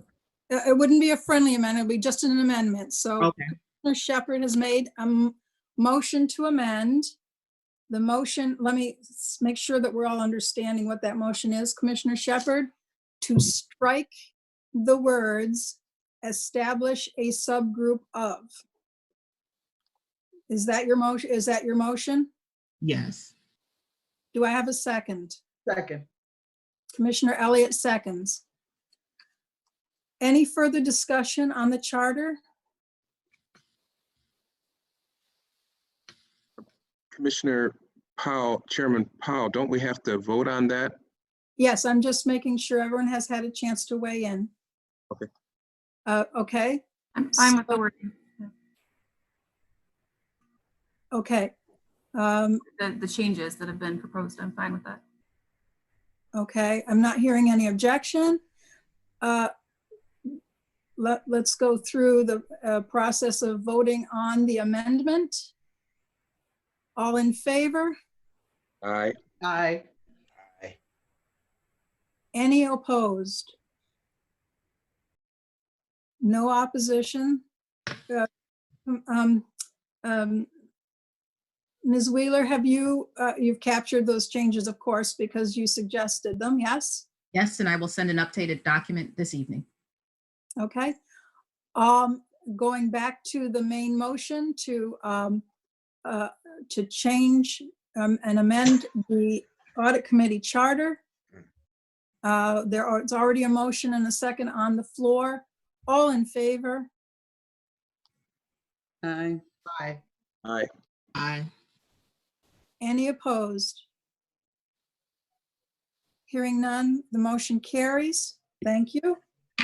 That gets us through the second agenda item. At this stage, I'm going to turn the floor over to Anissa Wheeler, who will talk to us about the status of the audit reports that are already completed and awaiting the board's approval. Anissa, could you talk us through just the ones that we're seeking approval on right now, which is the we have School 39 elementary activity audit, the School 28 elementary activity audit, the Vanguard student activity funds. Are those the three the student activities? Can we Okay. start with those? Sure. So there are three, the way we have set it up at our district, we have elementary activity accounts and we have student activity funds. We made that distinction between the two because our elementary schools generally don't always have old enough students to really maintain the responsibility for an appropriate student activity fund as per the legislation that exists for it.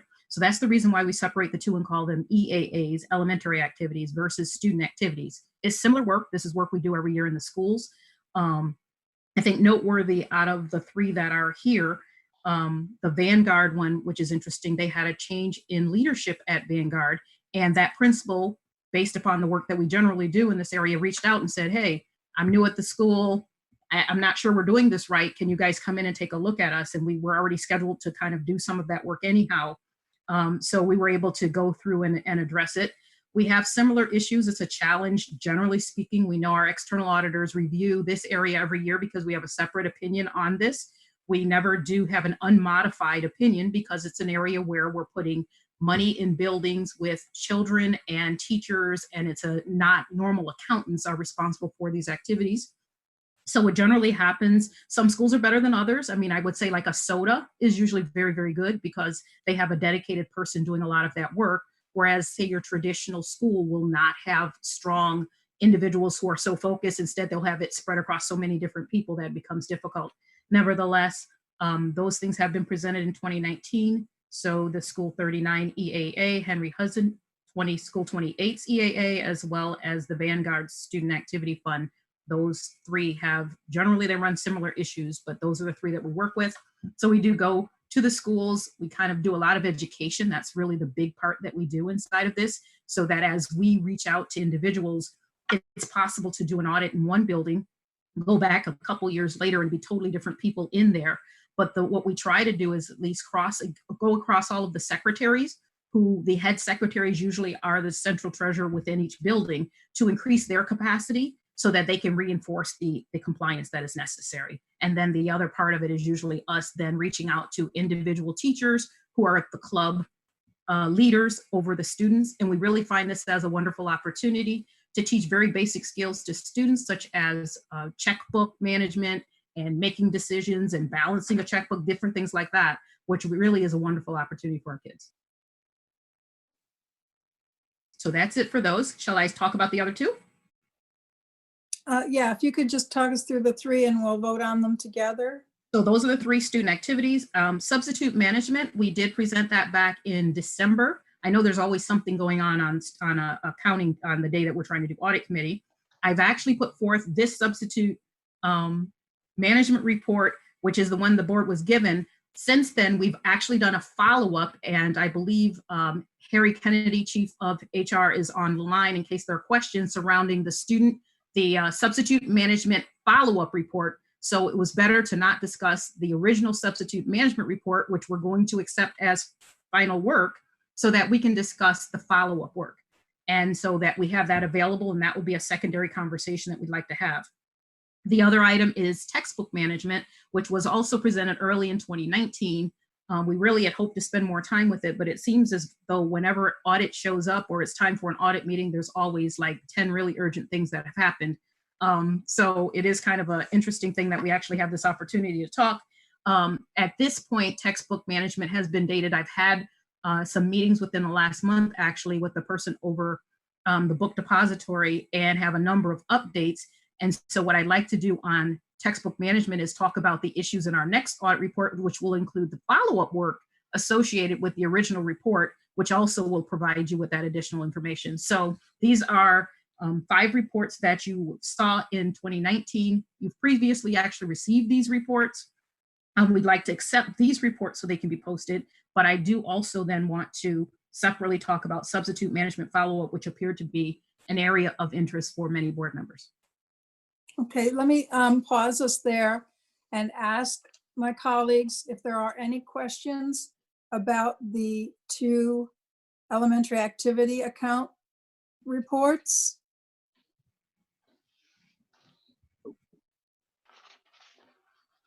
Here to approve. Motion. I have a motion Second. and a second. All in favor? Aye. Any opposed? No opposition. Motion carries.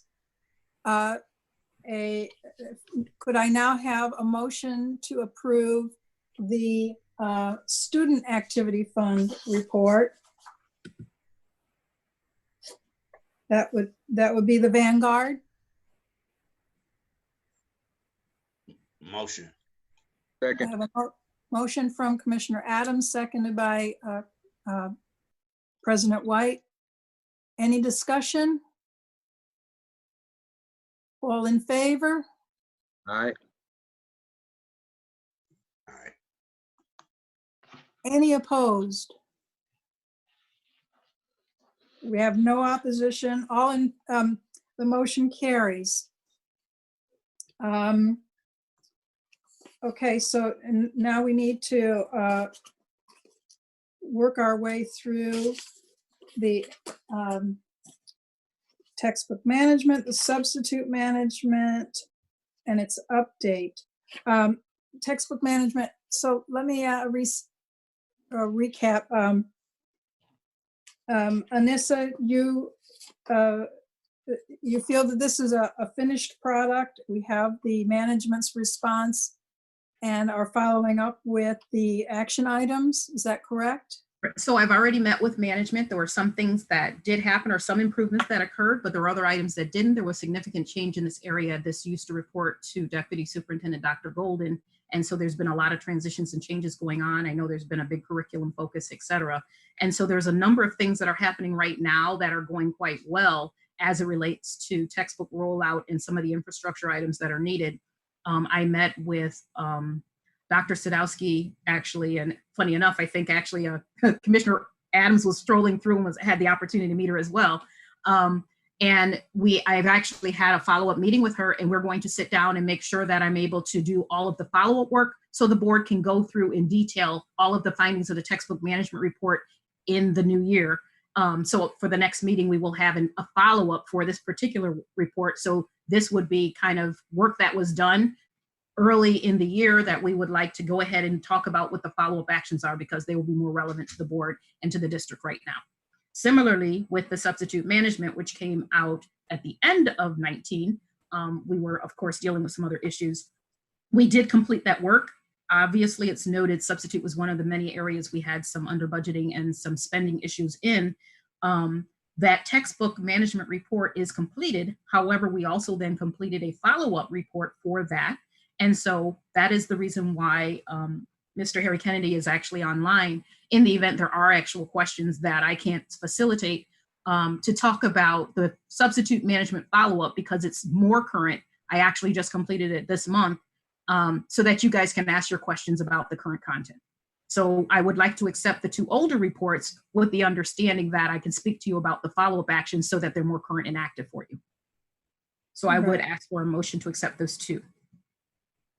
So can I ask, or can I ask questions about the textbook management audit report? You can, however, we don't have someone here to specifically speak to those. But that was the one, if you recall, when you were chair, we were hoping to get to a meeting to talk about it, but I think we just kept having blowups at the time of audit committee. So I think it would be, while you can certainly ask your question, I have a number of the follow-up actions that that I'm actually documenting in the follow-up report so that you can have exhaustive responses, more current information, and actually have Dr. Sadowski online so that she can respond to your questions as well for the next meeting. Okay, but I still would like to pose some questions about what's actually in this report. No problem. Okay, one, if the board does vote for it, I do feel like it needs to be amended to remove staff that are no longer here, because under responsibility, it still lists Dr. Cecilia Golden as the person responsible, one of other individuals. The other person who's not listed in these conversations under responsibility is Vicky, who's the textbook coordinator for the district over at Edison. And I had spent some time over there learning their system when I first got on the board back in 2018. And I just want to understand why that person would not be one, a part of this and a part of the solution, especially knowing that she is like the person that we have that distributes books. And then I do is on observation 9. I have brought this up a number of times about my concerns about changing out the barcoding system and the tracking system for the recommendation of switching over. This has been an ongoing conversation. I will pull back board logs to get the official questions I asked before when they were fresher in my head, but they were very specific to our current system for barcoding and the conversations around switching over and the concerns I had around that. Okay, so hearing your feedback, Commissioner LeBron,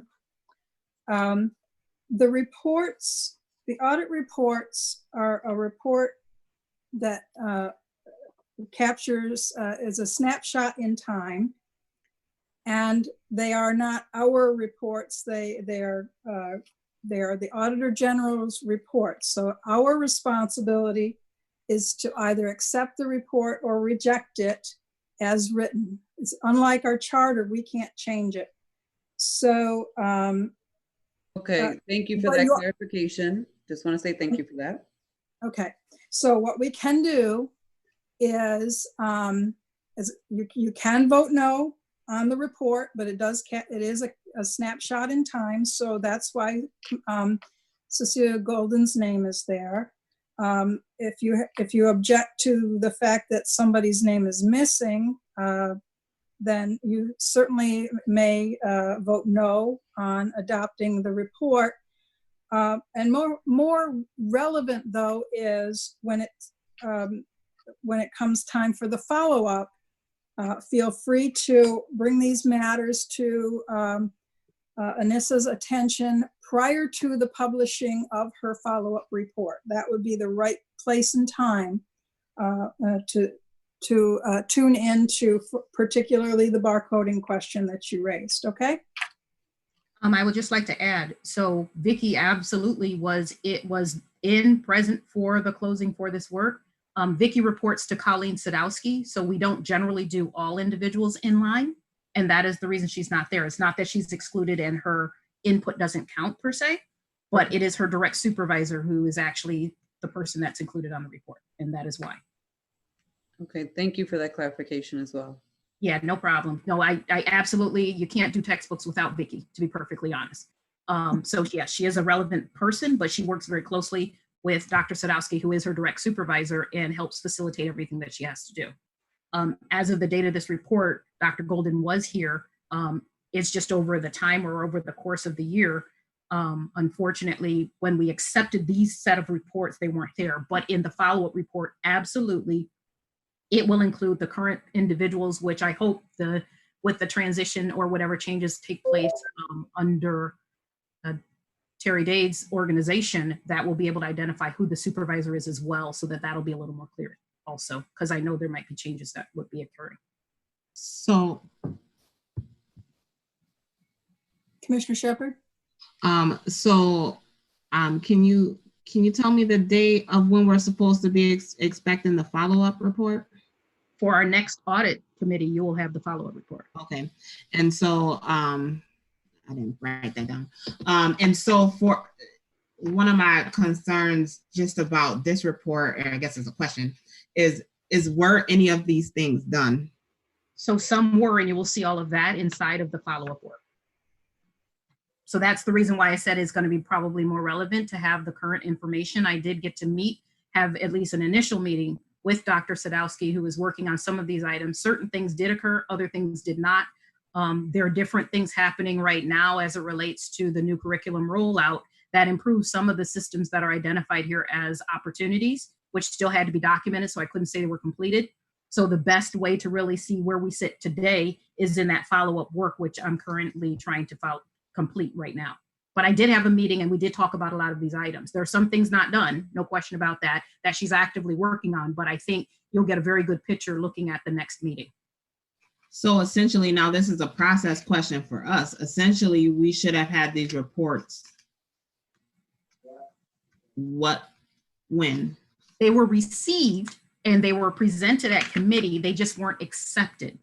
Yeah, so I guess that's the language I want to use. So we should have accepted or rejected these reports when? Well, sometimes we actually put all of the reports at the end forward. So that's what we were doing at the end of the year, putting forward all of the reports. Mm-hmm. So we presented them to let the audit committee know the work had been completed and that management was working. To management, the recommendations, they are ready to start working. So the acceptance from the board, while the committee may look at it and advance it, we still need to formally accept it as a board, which we hadn't previously done. So that is the reason why we are providing the 2019 items for acceptance as a board so they can be posted, but it does not negate the fact that administration should have and potentially has been working on some of these items. Likewise with the substitute, I think the window was so close on this particular one because it was such a hot topic. I think you will see where you can see the different things that did happen or did not happen and more active or more current updates as it relates to what Mr. Kennedy has done in his organization under the substitute management one. Yeah, so my specific question is, I guess then in the future, when would be a good time to accept? Because accepting it after, the deadlines haven't already been done, I think is a moot point. Yeah, no, we can certainly accept them when I present them. That's one choice, or you can accept them all at the end of the year. That's a board decision. Okay. As the chair, I'm going to strive to advance them through the committee as soon as we have a management response. As a general rule, that's why these are before us now. Does that answer your question, Commissioner Shepherd? Yeah, I just want to make sure that we as a board, if we're given a directive or we support or we wanted to change or anything, that I know was presented to us previously, but we didn't accept or reject or make any modifications. So I want to make sure we're doing that in real time instead of after the fact. Yeah, as soon as Anissa has received a management response, it will go on to the audit committee's agenda. Okay.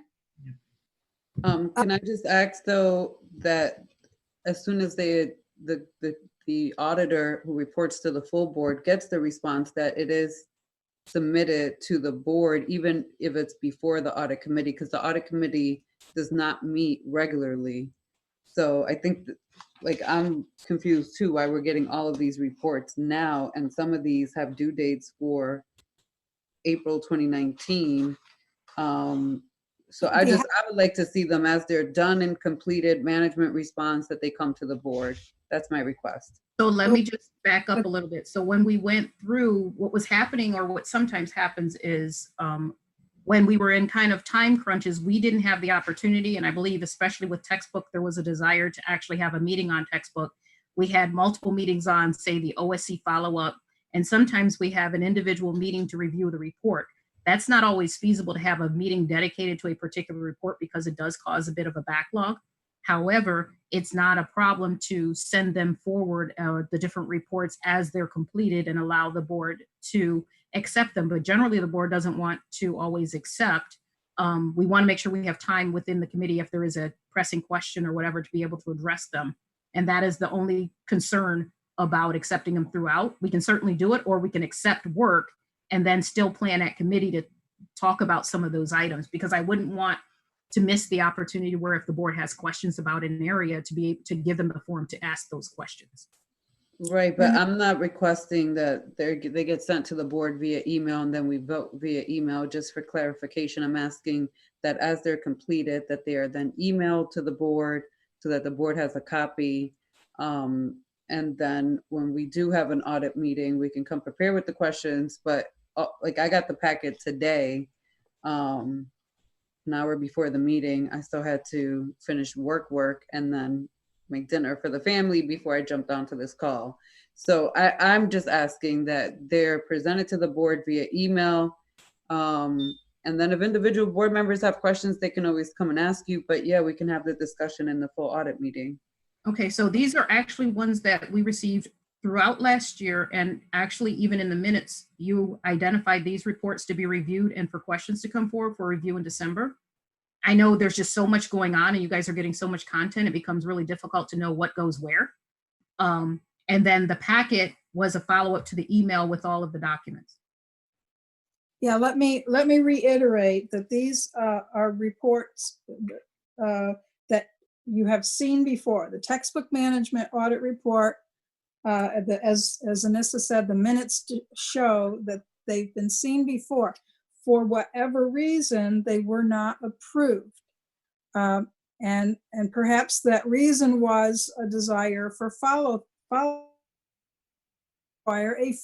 report. So I'm asking at this point in time for a motion to approve the textbook management audit report as submitted. Do I have a motion? So moved. I have a motion, President White. Do I have a second? Seconded. Second by Commissioner Malloy. Any further discussion on the textbook management audit report? I'm going to be voting no, simply because I just don't know which ones were done and not done. Not because of what's in here or anything like that. But that's why I'm voting no. All right. Understanding that, all in favor? Aye. Aye. Any opposed? No for me. Commissioner LeBron and Commissioner Shepard, is that correct? Correct. All right. All right, so the motion, well, actually, I did hear I heard Commissioner Adams' voice, obviously Commissioner Malloy and White, because they are moved it. Commissioner Elliott? Yes. Okay, am I leaving anybody out? So the motion passes 5-2. Thank you, and understand that there will be, Anissa, am I correct? There will be a follow-up report? Yes, so you'll have a follow-up report for the next meeting, which identifies the status, but you will never have completed items, all items completed in the audit report when I give it to you, because it is work they're going to do, not work they've already done. So I just want to make sure that that's not an expectation, because that's not going to happen unless you want me to hold the reports until everything's completed. So I just want to provide that clarification, because I know there is a concern about work that's been completed, but when we issue the audit report is work that needs to be completed. Understood. Can I Okay, jump in for 1 second, please? I'm sorry, what? I need for Anissa to please stop sharing, and the vote has to take place again so that I can see who is voting for what, please. Unless you do it as a roll call, I need for. Oh, you can't see it if the thing's on the screen? Is that what you're telling me? Correct. Okay, Marisol, you captured who moved and seconded, correct? Anissa is taking these minutes, but this has to be reflected on the screen. So if Anissa, you stop the sharing of the document. I see Tom will have it on the gallery, which Right. shows everyone who is participating, and then you can do the vote. Otherwise, when you do a motion, you have to call for a roll call so that we can take down who voted which way. Because this is new technology, we have to make sure Okay. that it is either evident or that we are calling you by name and hearing your voice saying yay or nay. Marisol, do I need to go back to the charter and to the minutes and do that as well? Yes, please. I need you to redo that either, and then as you proceed, you can do it as a roll call, or you can stop the share of the document and go into the gallery view, which is what people see now. Okay, and we did have a motion and a second, and I believe from voices that I heard that we had 5 votes in favor. That doesn't help me. Okay, Or Anissa, as she's taking her notes, it has to be reflected by the individual. okay, roll call vote then. Commissioner, on the textbook adoption, Commissioner White, Yes. Commissioner Elliott, Yes, Commissioner Adams, he's muted. Yeah. thank you, Commissioner Malloy, Yes. Commissioner Braun, Oh, I'm sorry. I thought I heard you say someone else's name, but yeah, no for me. Commissioner Shepherd. No. All right, just so that we don't get lost in it, let's go back to the Vanguard Student Activity Funds. These were unanimous the first time. I expect they will be the second time, but let me go through roll call.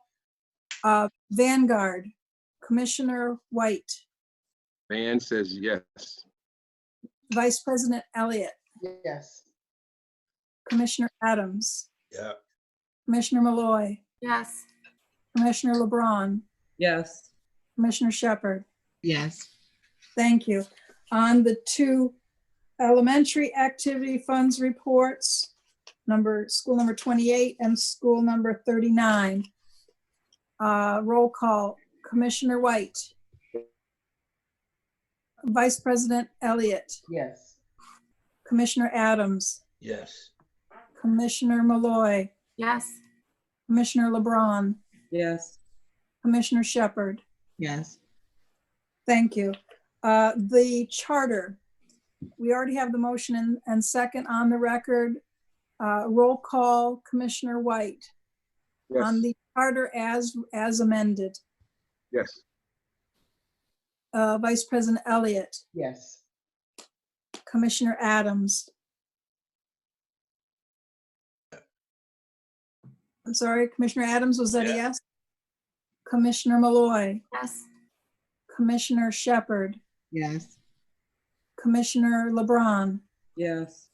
and I vote yes, it's unanimous. On the minutes, we already have the motion and second. President White, Yes. Vice President Elliott, yes, Commissioner Adams, Yes. Commissioner Malloy, Yes. Commissioner LeBron, Yes. Shepherd, Yes. and I vote yes, it's unanimous. Okay, that catches us up and it takes us to the substitute management report. Now, keep in mind, we have 2 different documents here. The first is the substitute management report as originally submitted to the board. We do have a follow-up audit report that board members can react to differently, but the original dated 2019, and this was presented to the board in December, is that correct? Yes, it went to the board in December. We had a lot going on at that particular meeting. We had the external auditor there, but Commissioner LeBron did communicate that the reports, it was with 2 others, would be reviewed. And if there were any questions, they should ask them and, ask those about that report. So that was what we had completed at that time. And I'm presenting it now with the update so that you guys can currently hear what's going on, what has been completed, and what action still needs to take place. So that is the reason why there is a second report. So the first report is exactly like the follow-up with the exception of more current answers. But as of the point that this was provided to the board, it fixes it as this point in time, that was what the truth was. So we really need to kind of accept what was and then take a look at what is. Thank you. Mr. Powell, Yes, I'm interested in including, this is to you also, Marisol, to include this as a presentation at the next HR meeting so that we can have some engagement in a conversation around this audit report in the HR committee. So Marisol, could you list that as an item for discussion for the agenda for the HR committee? Yes, I got that. Thank you. All right, certainly thank you. that's prerogative as the chair of that committee, Commissioner Elliott.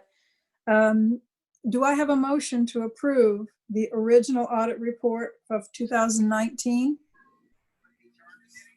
So moved. So moved. Oh, okay.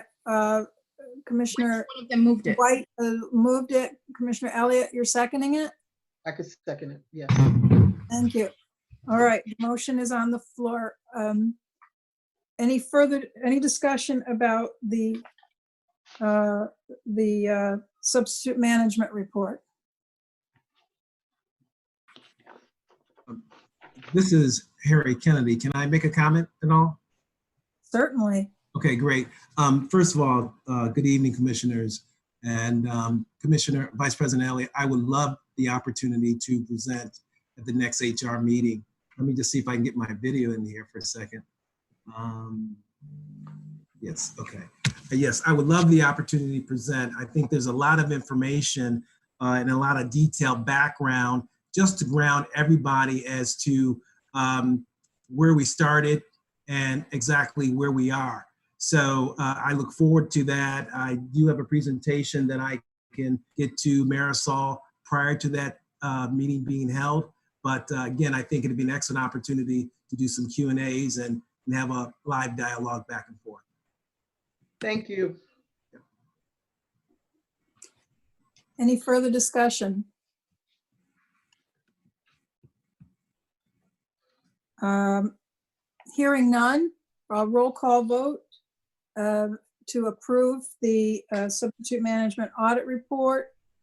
President White, Yes. Vice President Elliott. In the gallery, all have to be seen for this vote, Commissioner Powell? Well, if I do a roll call vote, it does. We don't Okay. have. All Okay. right. Yes. So I'll just make it a practice to do a roll call. Okay. Was that a yes? Yes. Commissioner Adams?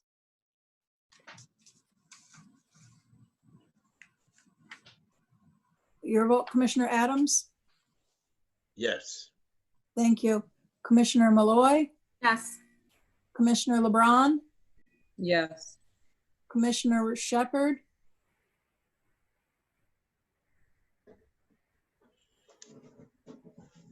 Commissioner Shepard?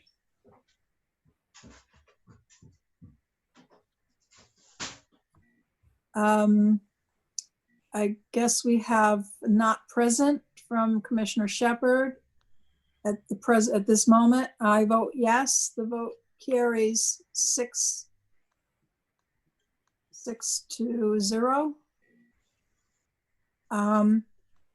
Okay, now we've got ourselves up to the follow-up audit report.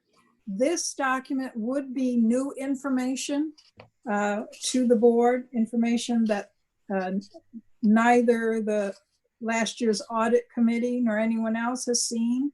I urged Anissa to work with Harry to get some update, precisely because this was mostly post comptroller findings, post financial crisis findings. And so this is as current as we've been able to get. Can I have a motion and a second to begin the discussion? So moved. Moved by Commissioner Elliott, Second. seconded by President White. discussion?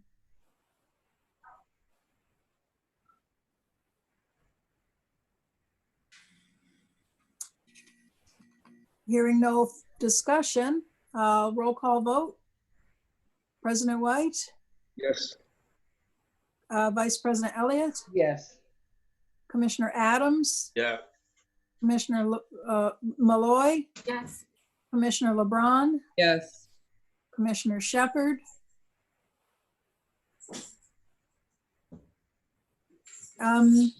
Is there a reason we have a still life instead of your actual image, Commissioner LeBron? Thank you. Because I keep turning off my camera and I'm here, but I also have my child here. So Okay. Has Commissioner Shepard come back?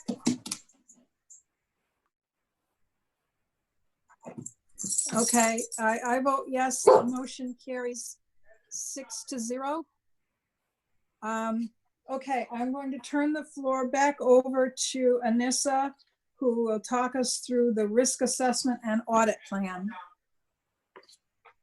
I do want to take a 2-minute commercial on one thing that Commissioner Powell and I had discussed. We were talking about the audit work that was taking place. And this was, I think, a really neat thing that Commissioner Powell thought would be very helpful to the other board members regarding financial areas that we do work in.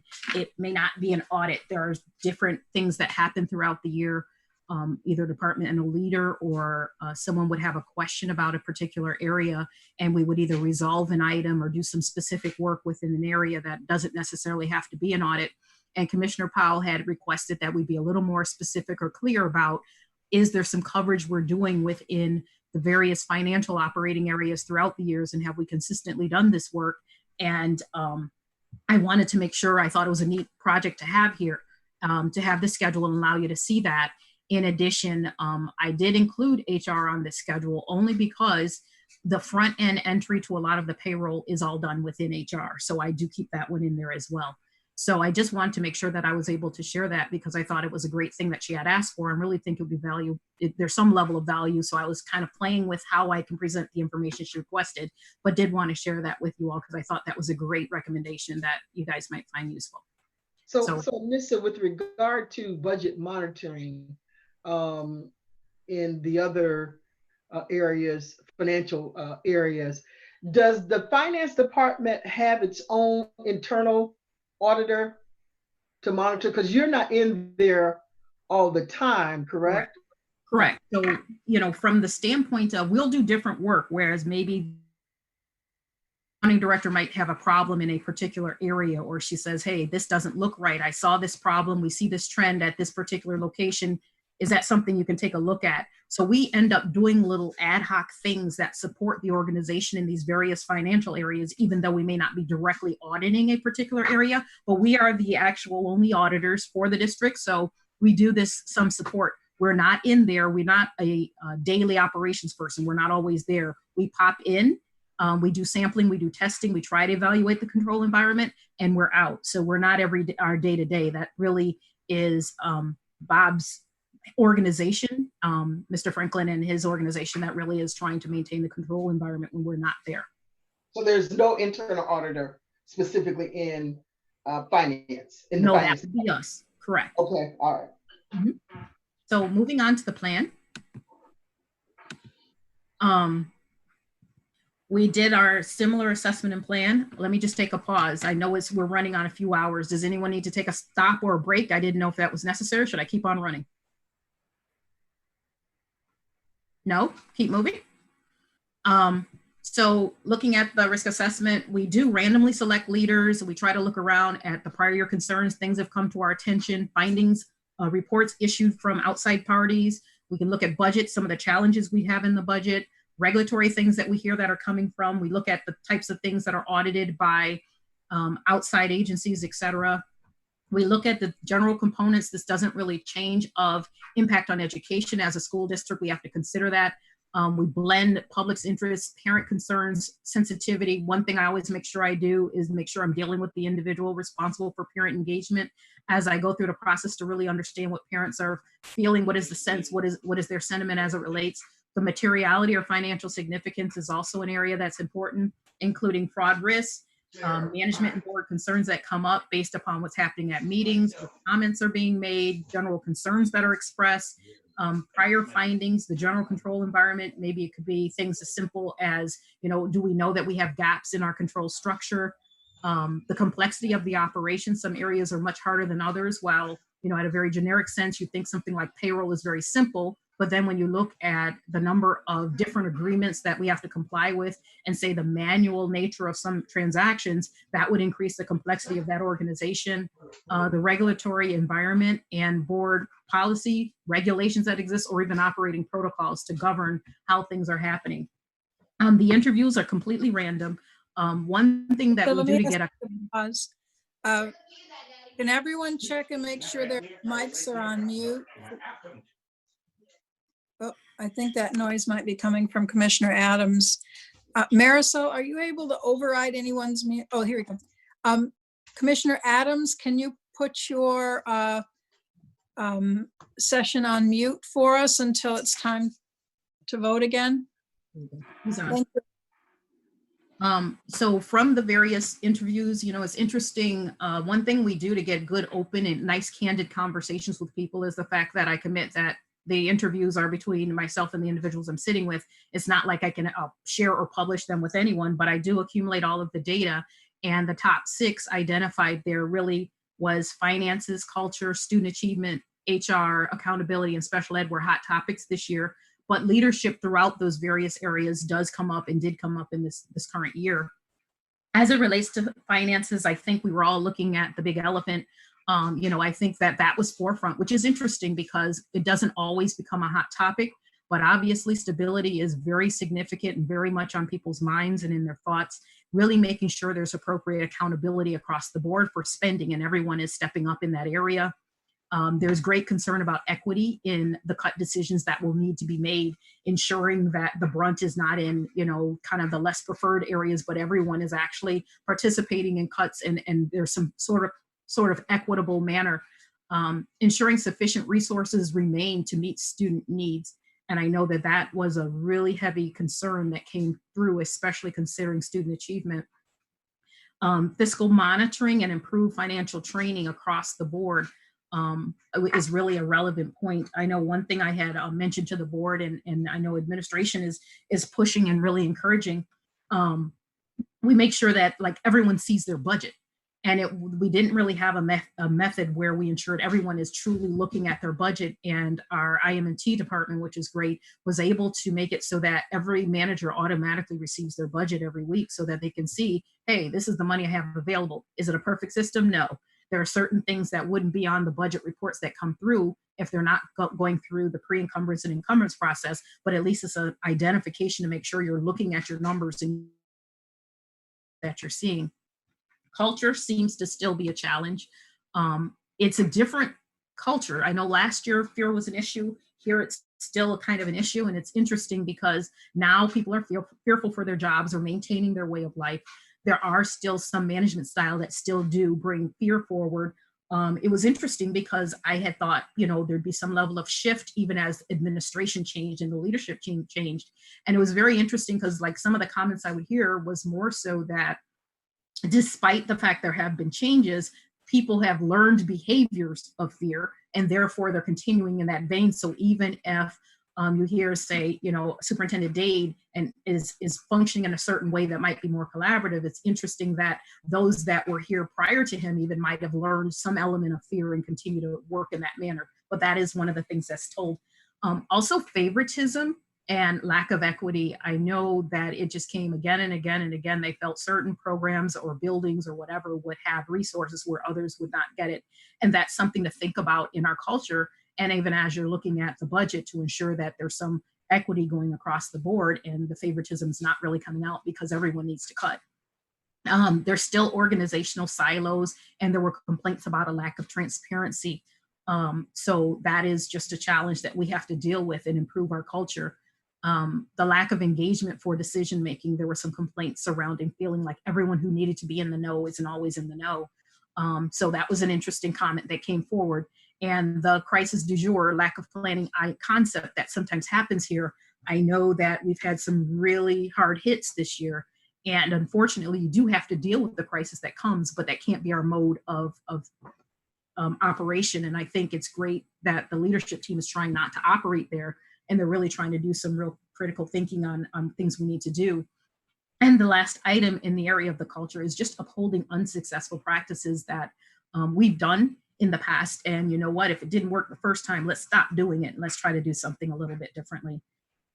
Moving into student achievement, I was very pleased at how on the forefront student achievement was now. And it's funny for me to say that, but usually you think school district, what are we here to do? And as I think about Commissioner Elliott, who's always saying, if we do this right, everybody want to be here getting some of it, So at the end of the day, if we're sitting there, we finally got to the point where all the people I spoke to, it was very interesting. A lot of people started bringing up student achievement. So to me, that suggests, maybe we're now getting in the right direction, in the right path, where people are thinking, oh yeah, the kids, that's what we're here for. Let's try to make sure that that's the thing that's happening. The first and the biggest that I heard was, we've got to improve first instruction. It's just simply unacceptable to start talking about all these other things that we need to do, because if everyone gets good, solid first instruction, then that makes a lot of the other things a little bit easier. The lack of supports to meet student needs. Our students have great needs, and there were a lot of people worried, especially at the building level, about, do we really have the supports necessary to meet those needs? We had a transition in Power School, and people were concerned about the data we're getting out of Power School, and the fact that it's new, it's a little different. And I know some things that might have been easy in the other system, I think they have to learn and make sure we get to the point where we're is in an equivalent data area for that. Retention of quality personnel. One thing that was really interesting about that is the fact that we had the mid-year layoffs, and unfortunately we needed that at that point, to try to deal with the immediate issue. But what started happening afterwards is people started leaving and some trickling, and we're losing some quality personnel, and people are really worried about retaining the quality that we want in lieu of just getting what's left over in our district. We still have to find a way to really retain quality teaching, because that's the only way we're going to improve our first instruction. People were very, very concerned, and it comes back up again, having supportive union decisions. If we're going to make decisions about student achievement, we need to make sure that the union's on board. We're not caught up saying, well, the agreement says this is what the contract allows, and we start making decisions and ensure every decision is supportive of students. And the last one is professional development to improve outcomes, to really ensure that we're using the dollars put out for professional development to ensure that they really are doing the things that we need to for instructional purposes. HR, I guess, is the lifeblood of the organization, so they're always going to come up as an interesting area. It's interesting where, we have to rely on quality personnel, and therefore we have these hiring practices. People are concerned about what our practices are and how that works, proactively meeting the staffing requirements. And I think some of the challenges are the numbers have just been so great for hiring. It's made it very difficult to really fill some of the gaps that we've had in the organization. Hopefully at the end of this budget cycle, it'll be a little more clear of where we really need to come in and what our need is as it relates to staffing that need improvements. There are some concerns with some of the HR practices and systems that are there supporting our organization. Then also having improved monitoring for key activities that happen within HR, whether that be leaves or discipline or hiring or different things that might happen. That was a concern area, and timely discipline came up more than once. I think the difficulty is HR still must coordinate with the unions and all these other things and investigations and various things like that, but we still have to find a way to bring closure in a timely manner. The last one is liberal union policies. And, that's an X. It's funny, like with the little X on there that should have actually been edited out. But, people are concerned about, we have very liberal union policies that are making things very difficult from a human standpoint. And it's almost as if people give up on, oh, gee, I'm not going to deal with that particular issue because I really don't have the ability to deal with the issue. Accountability has always been one of those things that the organization has had trouble with or have had concerns about. And, we're hoping that that shift really does take place. Obviously, in finances, we have to have accountability. We have to be accountable in managing the objectives that we have and that are set forth to ensure we're successful. There were concerns about a lack of standards and enforcement of those standards. I mean, you know, we might have practices, but if we don't have standards and everyone's not doing the same things, it really becomes very difficult to reinforce what should be happening. Instructional outcomes and having accountability for ensuring that every student that goes into our school buildings come out, you know, making all of the progress that they're supposed to make in a year's time. Under accountability, we also have staff behavior and union practices that keeps coming up because there was really some concerns in that general area. And the last being the school climate and restorative practices. I think there's real concerns that there was a lot of time and effort spent towards this, but it's not clear that it's across the board as far as all buildings and for all people, and we're really being restorative for our students. Special ed was a hot topic, I think, with so much change and so much that has to happen in this particular area. That came up a lot. I think with the consent decree, people really wondering between consent decree and compliance, are they one and the same? Should they be? What are we focused on?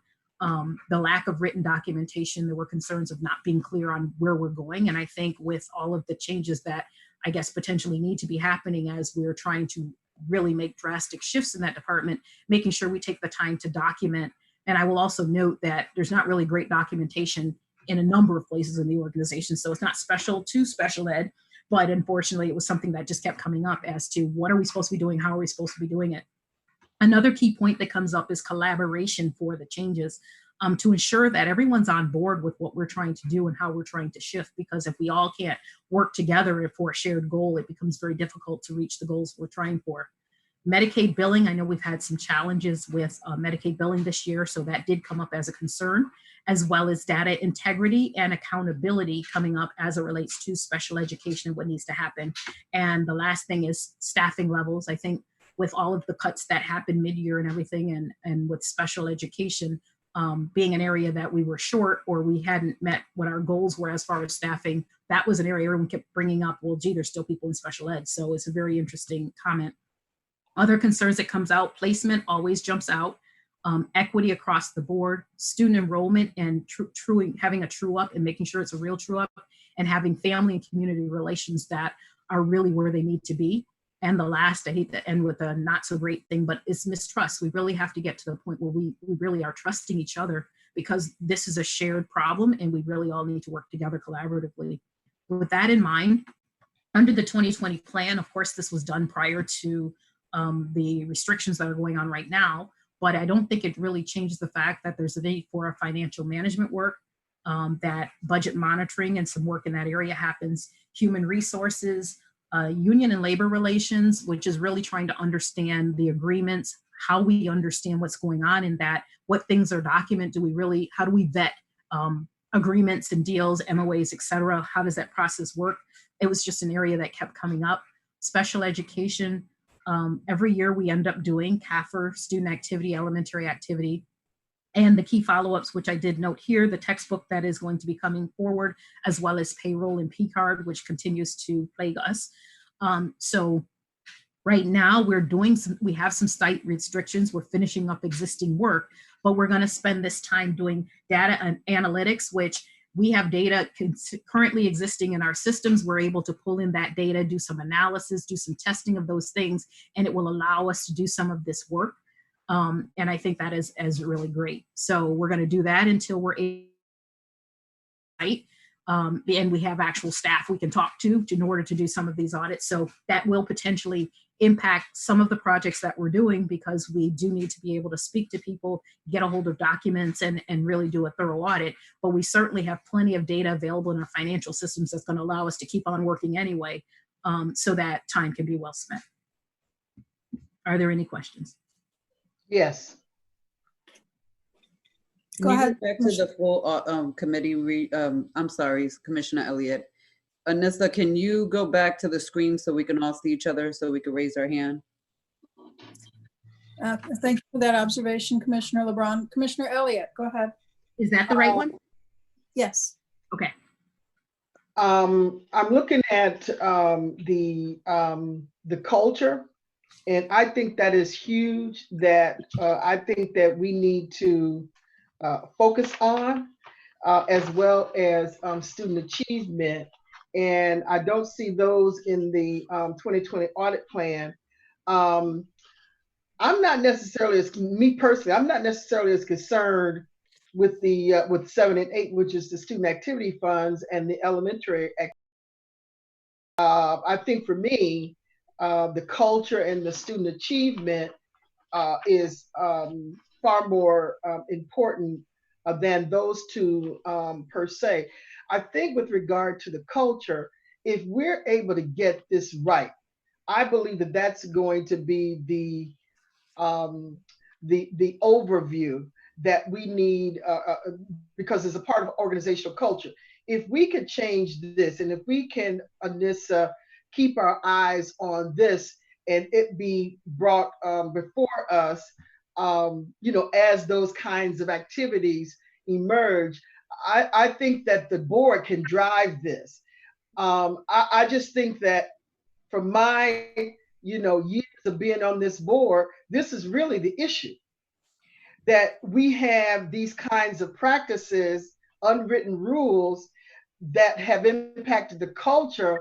And because we have not addressed those issues in the culture, I think that that is what will keep us from ensuring that we have the kind of instructional activities and practices that we need in order to educate our kids. For example, if there's fear, then if there is an issue of integrity or some issue of ethics, if there's fear, staff are not going to bring that up. If there's this favoritism and lack of equity, I think that these are the kinds of organizational silos. I believe that these are the kinds of issues that really have become barriers for us to ensure that we've got quality instruction within the school buildings.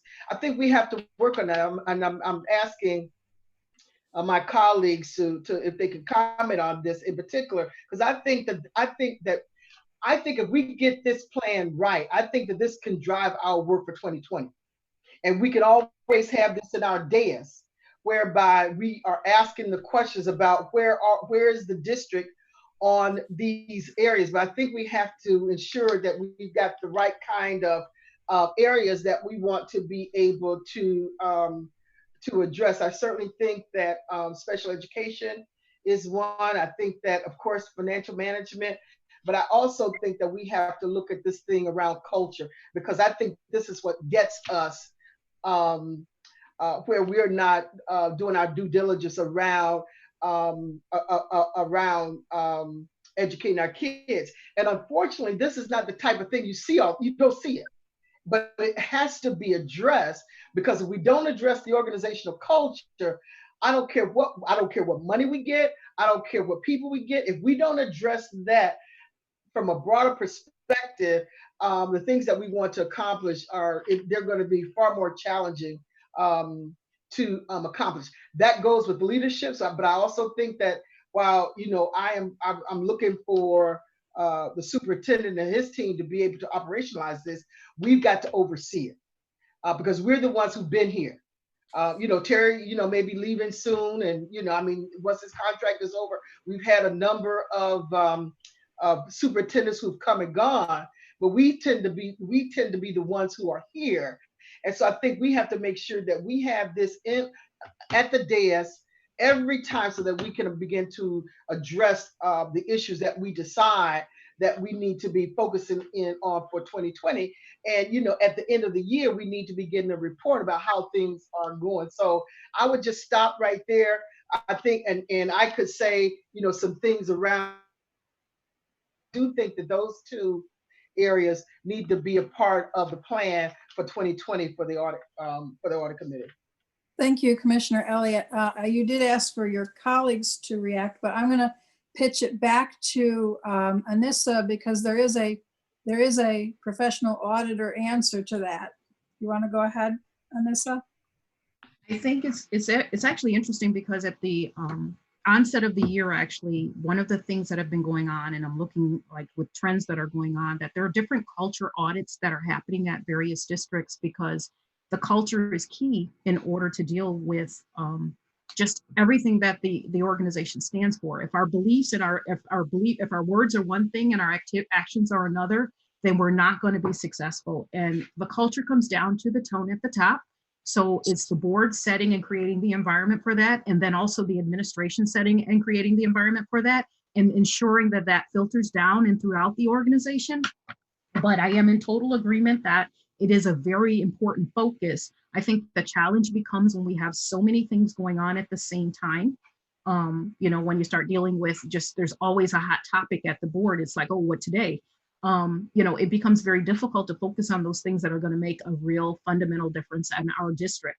So I totally do believe that as we try to audit the culture and find a more creative way to deal with the culture at the district and really make it a safe place for people and get everyone rallied around our true cause, I really think that we'll be able to do so much more. So I do hope to, before the end of the year, come up with a way and to likely work closely with the administration truly on trying to establish a culture audit and seeing what things we could do to shift how people are feeling, because at the end of the day, you know, that's their reality, and that is going to be something that impedes our progress. Thank you, Anissa. And while certainly culture is part of every single area of the audit plan, perhaps one of the things I can work on with Anissa as the chair is to look at the actual checklist and see what, when we go into a particular area of interest for our audits, that that the culture question is addressed in each of the upcoming audits, and how the prevailing culture impacts the work within each audit. I'm not sure how one audits culture independent of the various areas of responsibility, such as financial management. But we could also look into climate survey. We already, I think there are some school climate surveys, but we should do a central office climate survey and actually report out the findings, you know, from a statistical standpoint, so that we're not just talking about anecdotal evidence. That's really how, one of the ways you make a big culture change is you expose it by putting together a presentation of actual findings that are statistically measured. Any other comments about the audit plan presentation? Anissa, I think I saw. Sorry, we're raising our hands, Commissioner Shepherd and I don't know if you don't see us, but I just turned on my mic so I can comment. I don't see everyone in the window. I do see some of the staff people in the window. Anissa, did you have some of your members of your team, Mr. Brown and some other folks on the call? Commissioner Powell, Commissioner Shepherd, and Commissioner LeBron are waving their hands to come in. Yeah, I can see LeBron. Hold on. Who's first? Commissioner Shepherd. Thank you. Yeah, so Vice President Elliott, I just wanted to back you on all the things that you were saying in regards to the culture. And I'm not sure, I'm just throwing this out there, I'm not sure how far we can take it, because I don't think that us, you know, simply doing surveys and knowing what's going on. I mean, we know it's been going on for years, right? And we also have a whistleblower hotline right now, and the culture is still the same. It hasn't been changing. And so I was wondering if you had thought about, or if it would be for future conversations about like what our oversight would look like. So like once we know that there is something going on with the culture, then what consequences are we going to be supporting to put forth? And I know that that has a lot to do with like the contracts are all mixed up in that as well when it comes to disciplinary action. So I wasn't sure we might be able to look more into through the HR committee. Yeah. Yeah, I think that's, I was just thinking as you were talking about it, you know, a lot of this stuff is just, while there is literature around it, a lot of this stuff, if you're a leader, is just intuitive.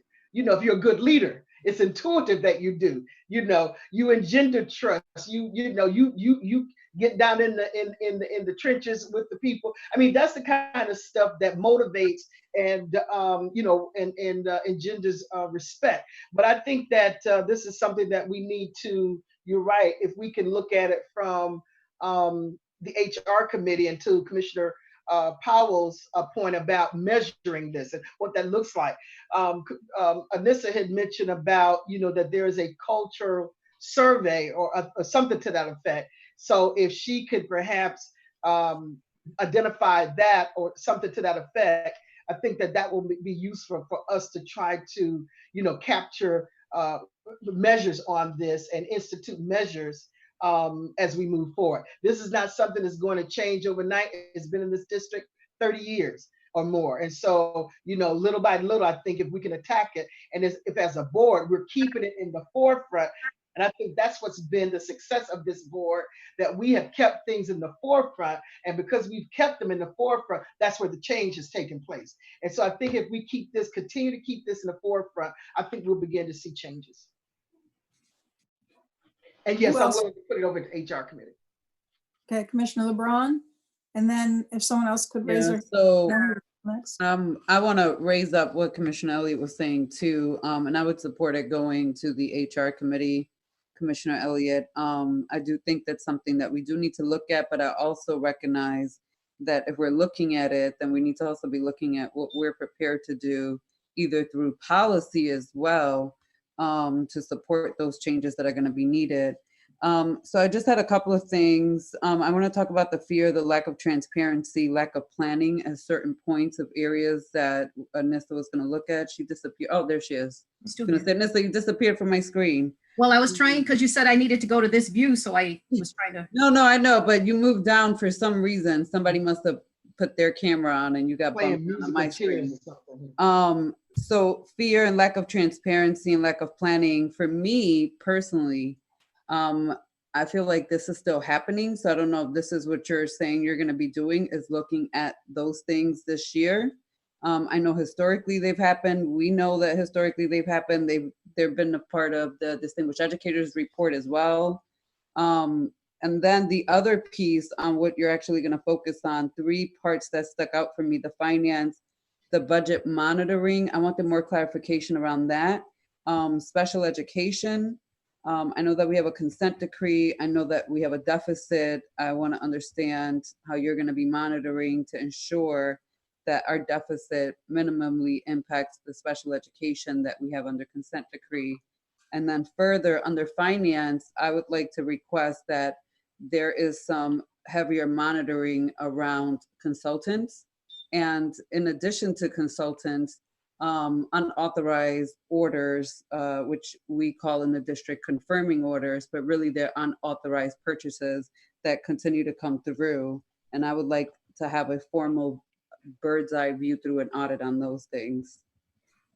We actually, for the confirming order and consultant piece, at our next audit committee, I actually will have a report for you on those 2 topics. So that is addressed within the scope of each specific audits. We would then go in and meet with management and try to understand at a greater detail the control environment, which is then the place in which we would then scope exactly what we'll be looking at within the audit project. So at this level, we know that these are recurring issues. We know that there is work that needs to be done as far as budget monitoring, like how is it that we got to the challenges that we had, what things are not happening throughout the organization, because everyone needs to know and understand what dollars they have available and how they're spending them. And what is wrong with our process, that if someone knew that they were grossly under budgeted, why is it that we got to the very end before we were able to deal with that particular issue? So within the scope of the budget monitoring, it's really some of those root causes that we're trying to work through, but also trying to improve our internal controls at a district level to ensure that we don't get to this point again. So there is additional scoping that will happen once the projects actually do begin. And we know there's plenty of work happening in special education, but there's certainly tons of compliance work that will take place. So as we get into the audit, we then scope to determine what the actual more specific. Commissioner Elliott, your mic is still on. Do you have something to add? Yeah, I wanted to continue to hear the conversation, but to my point about for the 2020 audit plan, that we include culture and student achievement, and if we can replace it with 7 and 8, the student activities fund and the elementary activity account. So I want to know what the thoughts is. And Commissioner Shepherd, I know you talked about it coming to HR, and I think that's where I think we should discuss it. But in terms of audit, I still like to see it as a part of the 2020 plan, and then to be a part of the plan going forward in successive years. Okay, so I apologize for not commenting on the student activity and elementary activity. We actually need to do that work every year in order to support the work that our external auditor does. Okay. So we cycle through, so that is work that we have to do. Because if you recall, we do get that separate opinion every year. So we do want to make sure we're going into school buildings to do that special work. Okay. Likewise, though, understanding we do have a culture challenge within the scope of the various audits. There were few years back when the board was focused on policy related items. We made sure that within the scope of our audit work, we did that focused review and said, okay, have we really addressed board policies and regulations? Are they identified? Are they included? Likewise, as it relates to cultural aspects throughout the projects that we are doing, we will actually address the component of, are there cultural related items that are included? For example, in the budget monitoring or in the budget related project. So what is the system that we have set up? Is there a culture of don't say anything and you know it's wrong? And why is it? Why don't we have a forum or a place where someone can say, hey, you know, by the way, I just got budgeted for half of what I need this year and it's going to blow up at the end of the year, but that's okay. You're going to give me the money anyway. Something's wrong with our culture. If we know that we're short, you know you don't have what you need to get the job done, and you know that number's not going down anywhere, and yet you just continue to ride out to the end of the year, and then all of a sudden we hit the wall. So something's wrong. Either we don't have the systems, it's fear, something's going wrong, and we really do need to try to address it within the projects that we're doing. But likewise, I think it'll be a great work you'll do within HR as well, because that is a systemic thing that would happen through HR.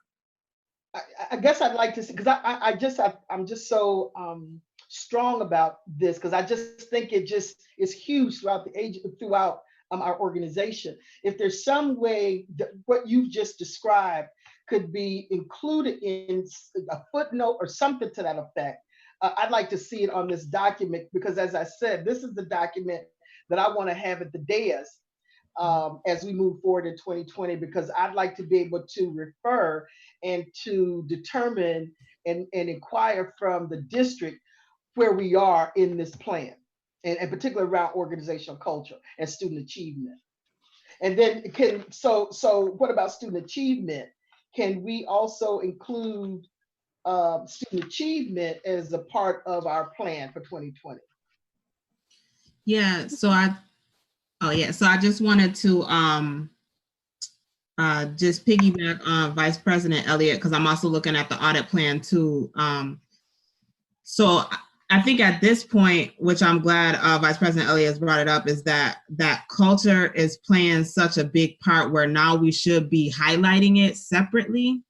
So I guess I'll ask the question. I'm not sure if this is kind of what she was also asking, but when I look at the audit plan, and I too, just like she wants to see it on there, like visually see it, like as we have supported highlighting it, like how heavy of a lift would that be? And are there other things, like Vice President Elliott, like asking what else could be taken off this list and then put culture in and put student achievement in? Is that kind of where you were? Yes, that's correct, Commissioner. Okay. Yeah. Like, can you talk to us about that, Anissa? Like, if it would be an addition, like what that would look like so far as work, or if there was something that we could, take off this list and put those in there to kind of elevate what it is that we're trying to look at. No, I fully understand what you're saying, and I 100% agree and appreciate your concern surrounding the culture, because that is kind of the heartbeat of our organization. I think it's not difficult to deal with cultural issues within the scope of a number of these projects that are going on. I'll give you an example. If you start talking about, if you pick HR, and I know Harry loves me picking on him, And that is the particular area. And then the culture or the environmental factor is individuals may continue to do the wrong thing and yet there's no consequence. So in our culture, we don't even aim. We just have to deal with that person's lackluster performance because nothing's going to happen. We cannot function there because our kids deserve better than that.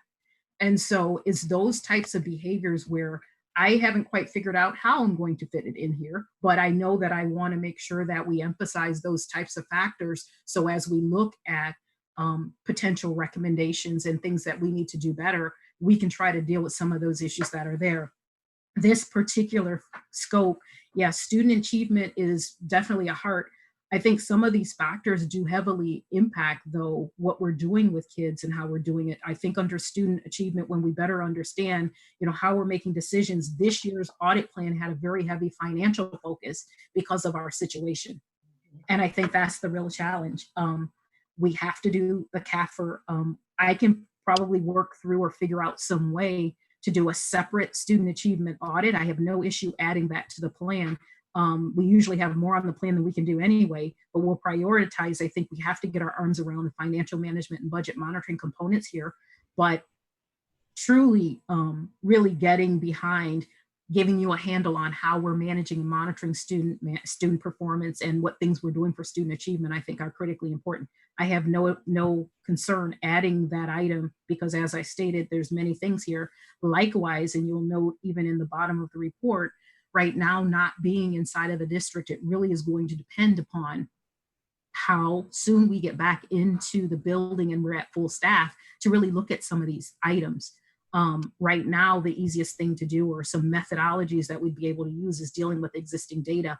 But to really get to the heart of what's happening in the district and the culture, we really got to get back open and have everyone being around and available. So I do want to put that factor out. I'm not sure how these restrictions are going to play out with this particular plan. And that is the reason why I added the extra text on the bottom, but it is definitely important.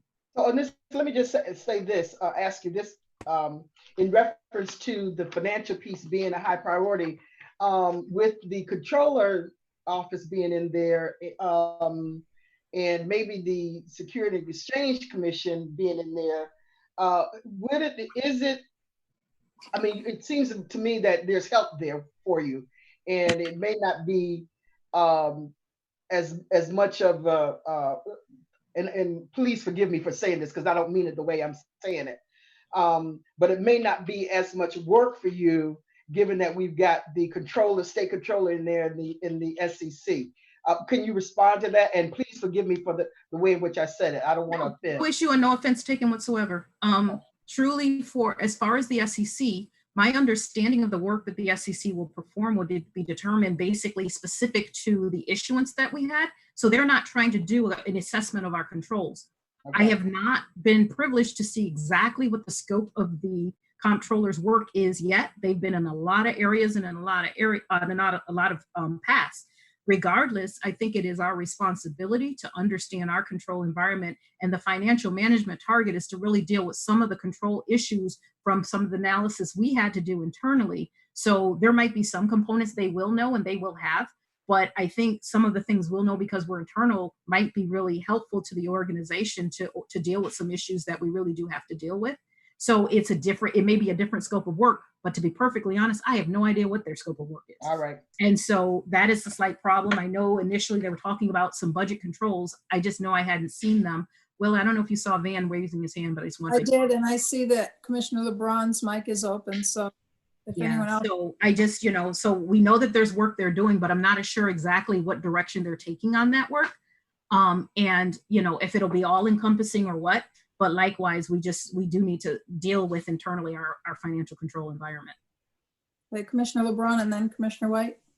Yeah, so the only thing I want to add to the conversation about the culture and the student achievement audits or potential audits or having it as part of the plan, I would support that recommendation from Commissioner Elliott, primarily because of wanting to see it as a focus for the auditors, which I know that there's a lot. Maybe there's a different way to tie it in with some of the other existing, maybe it's finance and culture around decisions. And I don't know, I'm just throwing out some suggestions. However, what I do want to ask is the accountability piece to all of this.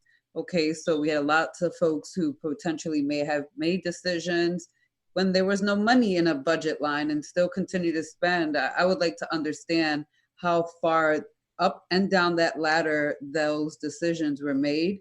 And then also if there's a way to financially penalize individuals. I know that we may not be able to necessarily fire depending on the contract. But I would like to understand what levels of accountability can be implemented. And also if there's a way to financially penalize individuals, I would like to understand that. Commissioner White. Oh, I'm sorry.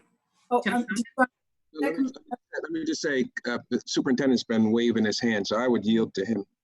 oh, I did want to say something, but I know he's been anxious to say something. Thank you. I just want to bring us kind of back to the fact that we're really going to have to align all these conversations that we're having. I can pretty much guarantee we're going to have monitoring beyond this.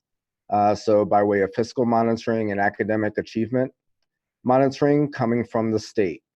So as we think of all these plans, just please keep in mind that a plan is going to be due probably in October, I believe, to the state with a monitor sitting right here with us. So I just want to make sure that we're thinking about, this all has to feed into one big plan that's going to be monitored by the state. So having a separate one, maybe we think about how Audit will do the analysis to assess where we are with those plans. But I've made it clear with Commissioner Tahoe and Chancellor Rosa that I can't operate with 20 different plans and have some semblance of us moving forward. So just keep that in mind as we think of, these are very general, good initial conversations, but they're going to lead to much broader conversations like a strategic plan, a 4 to 5 year fiscal plan, a 4 to 5 year academic achievement plan, and all of this is going to fold in together. So we might want to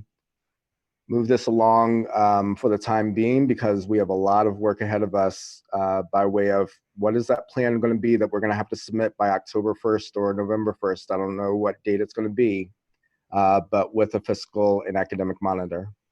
Let me just say that I don't have any problem aligning with what is to come.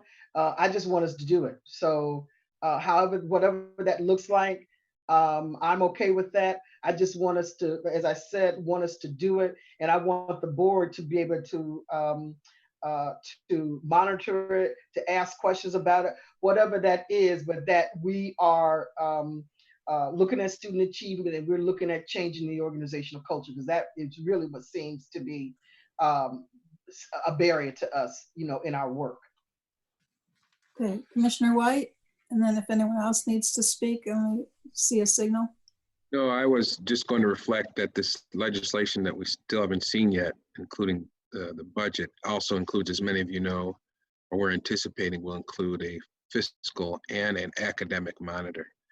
So as Terry has indicated, I think it's probably wise to, once again, just wait and see, and we'll see it shortly, how that's going to play out. We don't know.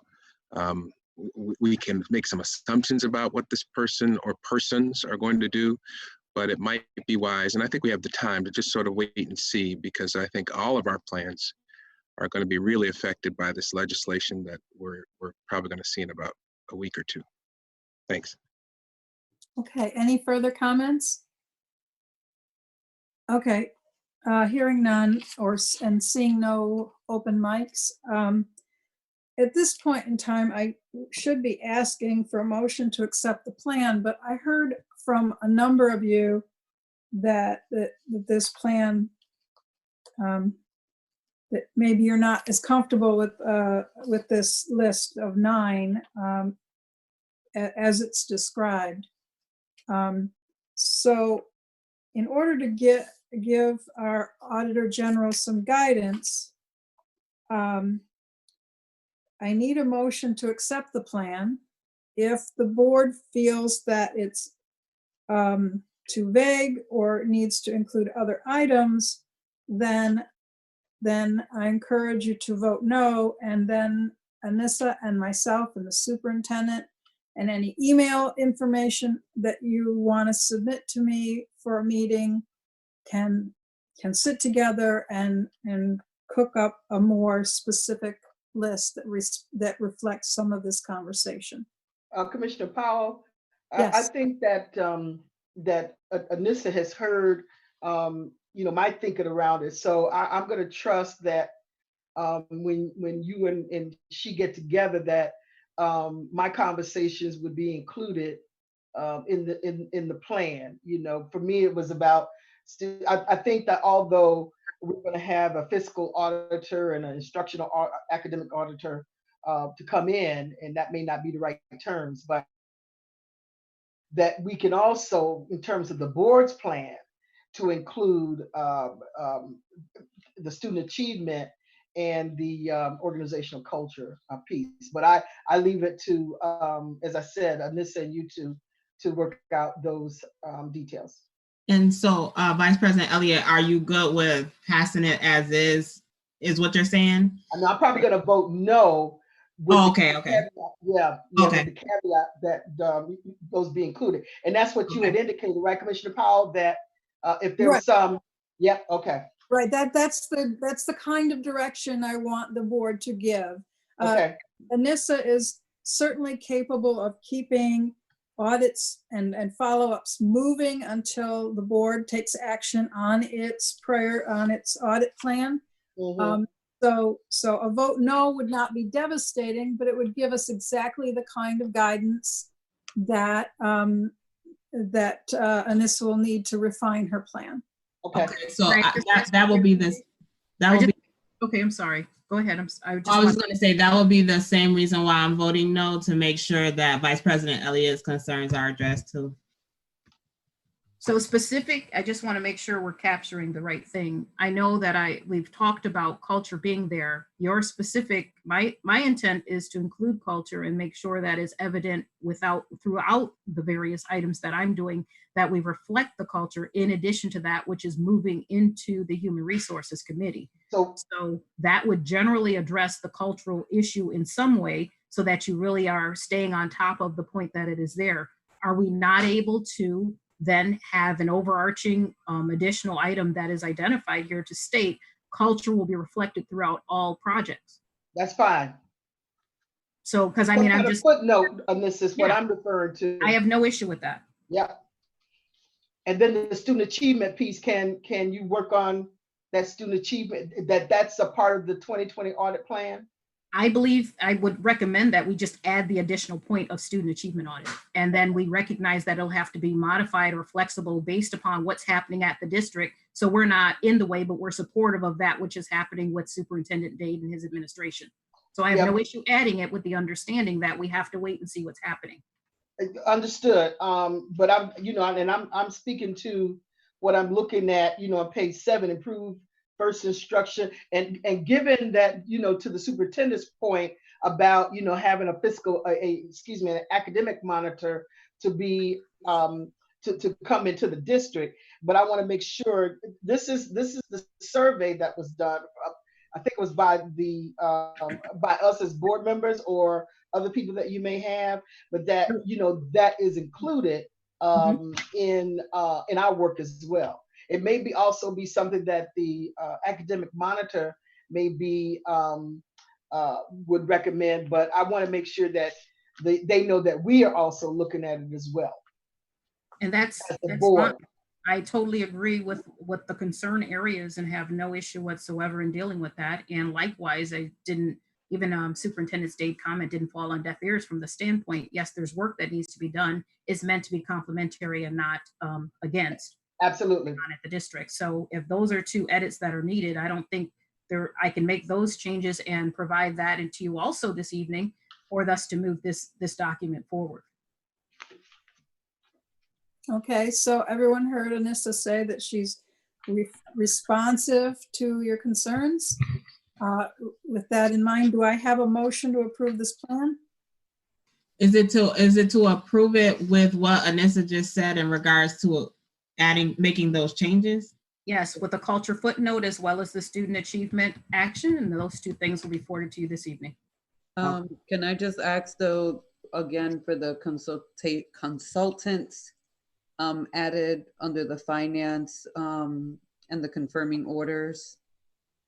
Oh, you said you're going to present something separately, right? I already have it. I'm going to present it to you. I just have to finalize it. All right, then I'm good. Sorry about that. Okay. Commissioner White? Yeah, I thought that what we were doing was, I heard Vice President Elliott say she was going to vote no, so that Anissa Henry Wheeler could take this back under advisement and make the appropriate modifications. And unless I'm misunderstanding things, it sounds like people are now going to vote yes, with understanding she's going to make those changes. I was, frankly, given the suggestions that had been made, and the fact that I would like to see some additional detail out of Albany, that we were going to vote no, which is what I heard a few minutes ago. Henry Wheeler do some changes, and then we would consider it another meeting. But what I last heard was people are not going to vote yes, based on what she said just 2 minutes ago. I'm just trying to get some sense as to where we were going with this. Yeah, you're right in your assessment of that, but because of the way in which she articulated, I'm supportive of it, so I can be supportive of it with the fact that what was recommended, she's going to include within the document. Now, I think that this aligns. Hopefully, it's going to align with what the academic and the fiscal monitors are going to be looking at. But I think that and that we don't want to do, have separate work going on with what they're doing, meaning the academic monitor and the fiscal monitor. I don't want to tie Terry up that way, but that this would complement what would be hopefully what would be done from their end. But I just think if this is the work that people are talking about in our district, then I think the board needs to provide that leadership that we're going to be looking at into that, and those are the areas that we're going to be auditing. Okay. Commissioner White? Yeah, I don't have any problem with that approach. I was just seeking some clarity, Yep. but I do want to make sure that we heard what our superintendent said, and I think we heard it. He was speaking, even not, I believe, not so directly. He was trying to tell us, be cautious.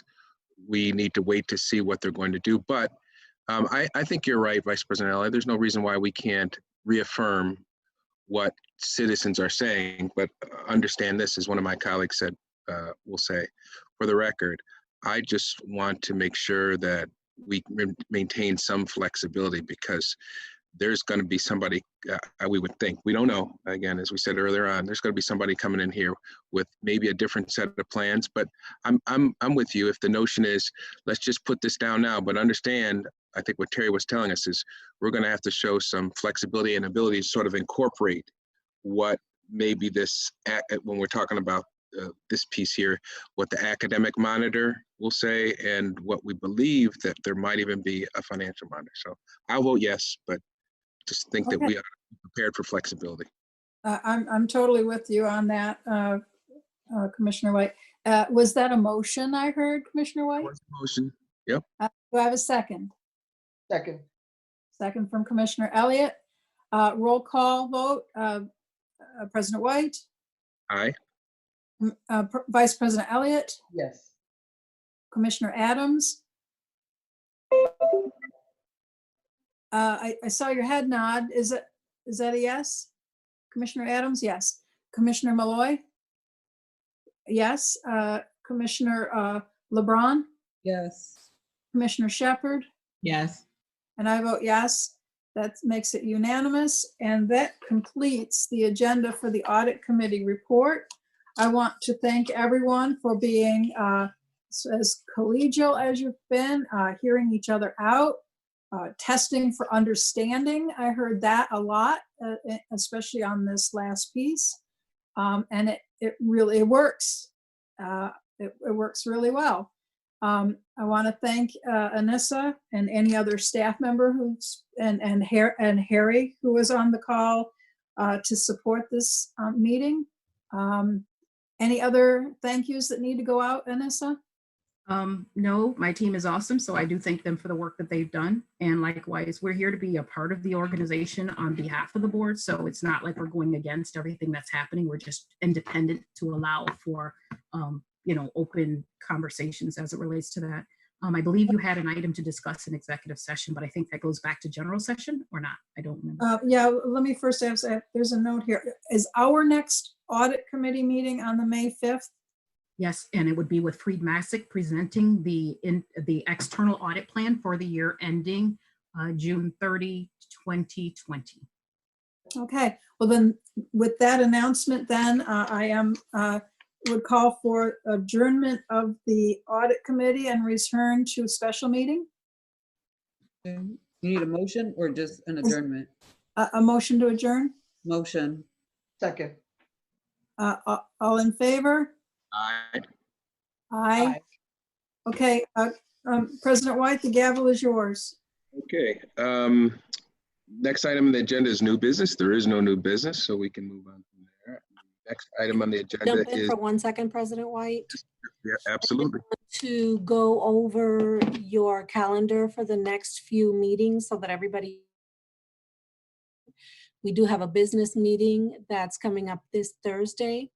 And then next Tuesday, you have a professional development session with General Counsel regarding 21st Century Boardcraft. And then the following Thursday, you have another business meeting. When was that? A week from today? A week from today, you have professional development. And we Thank are carrying on with it via Zoom. You will be receiving all of the materials tomorrow for the next business meeting and the meeting on Tuesday. The meeting Tuesday, though, is the professional development, right? Yes, So it'll just be in a Zoom. that is correct. Okay. But you 5:30? receive the PowerPoint presentation and any other materials for that day. 5:30.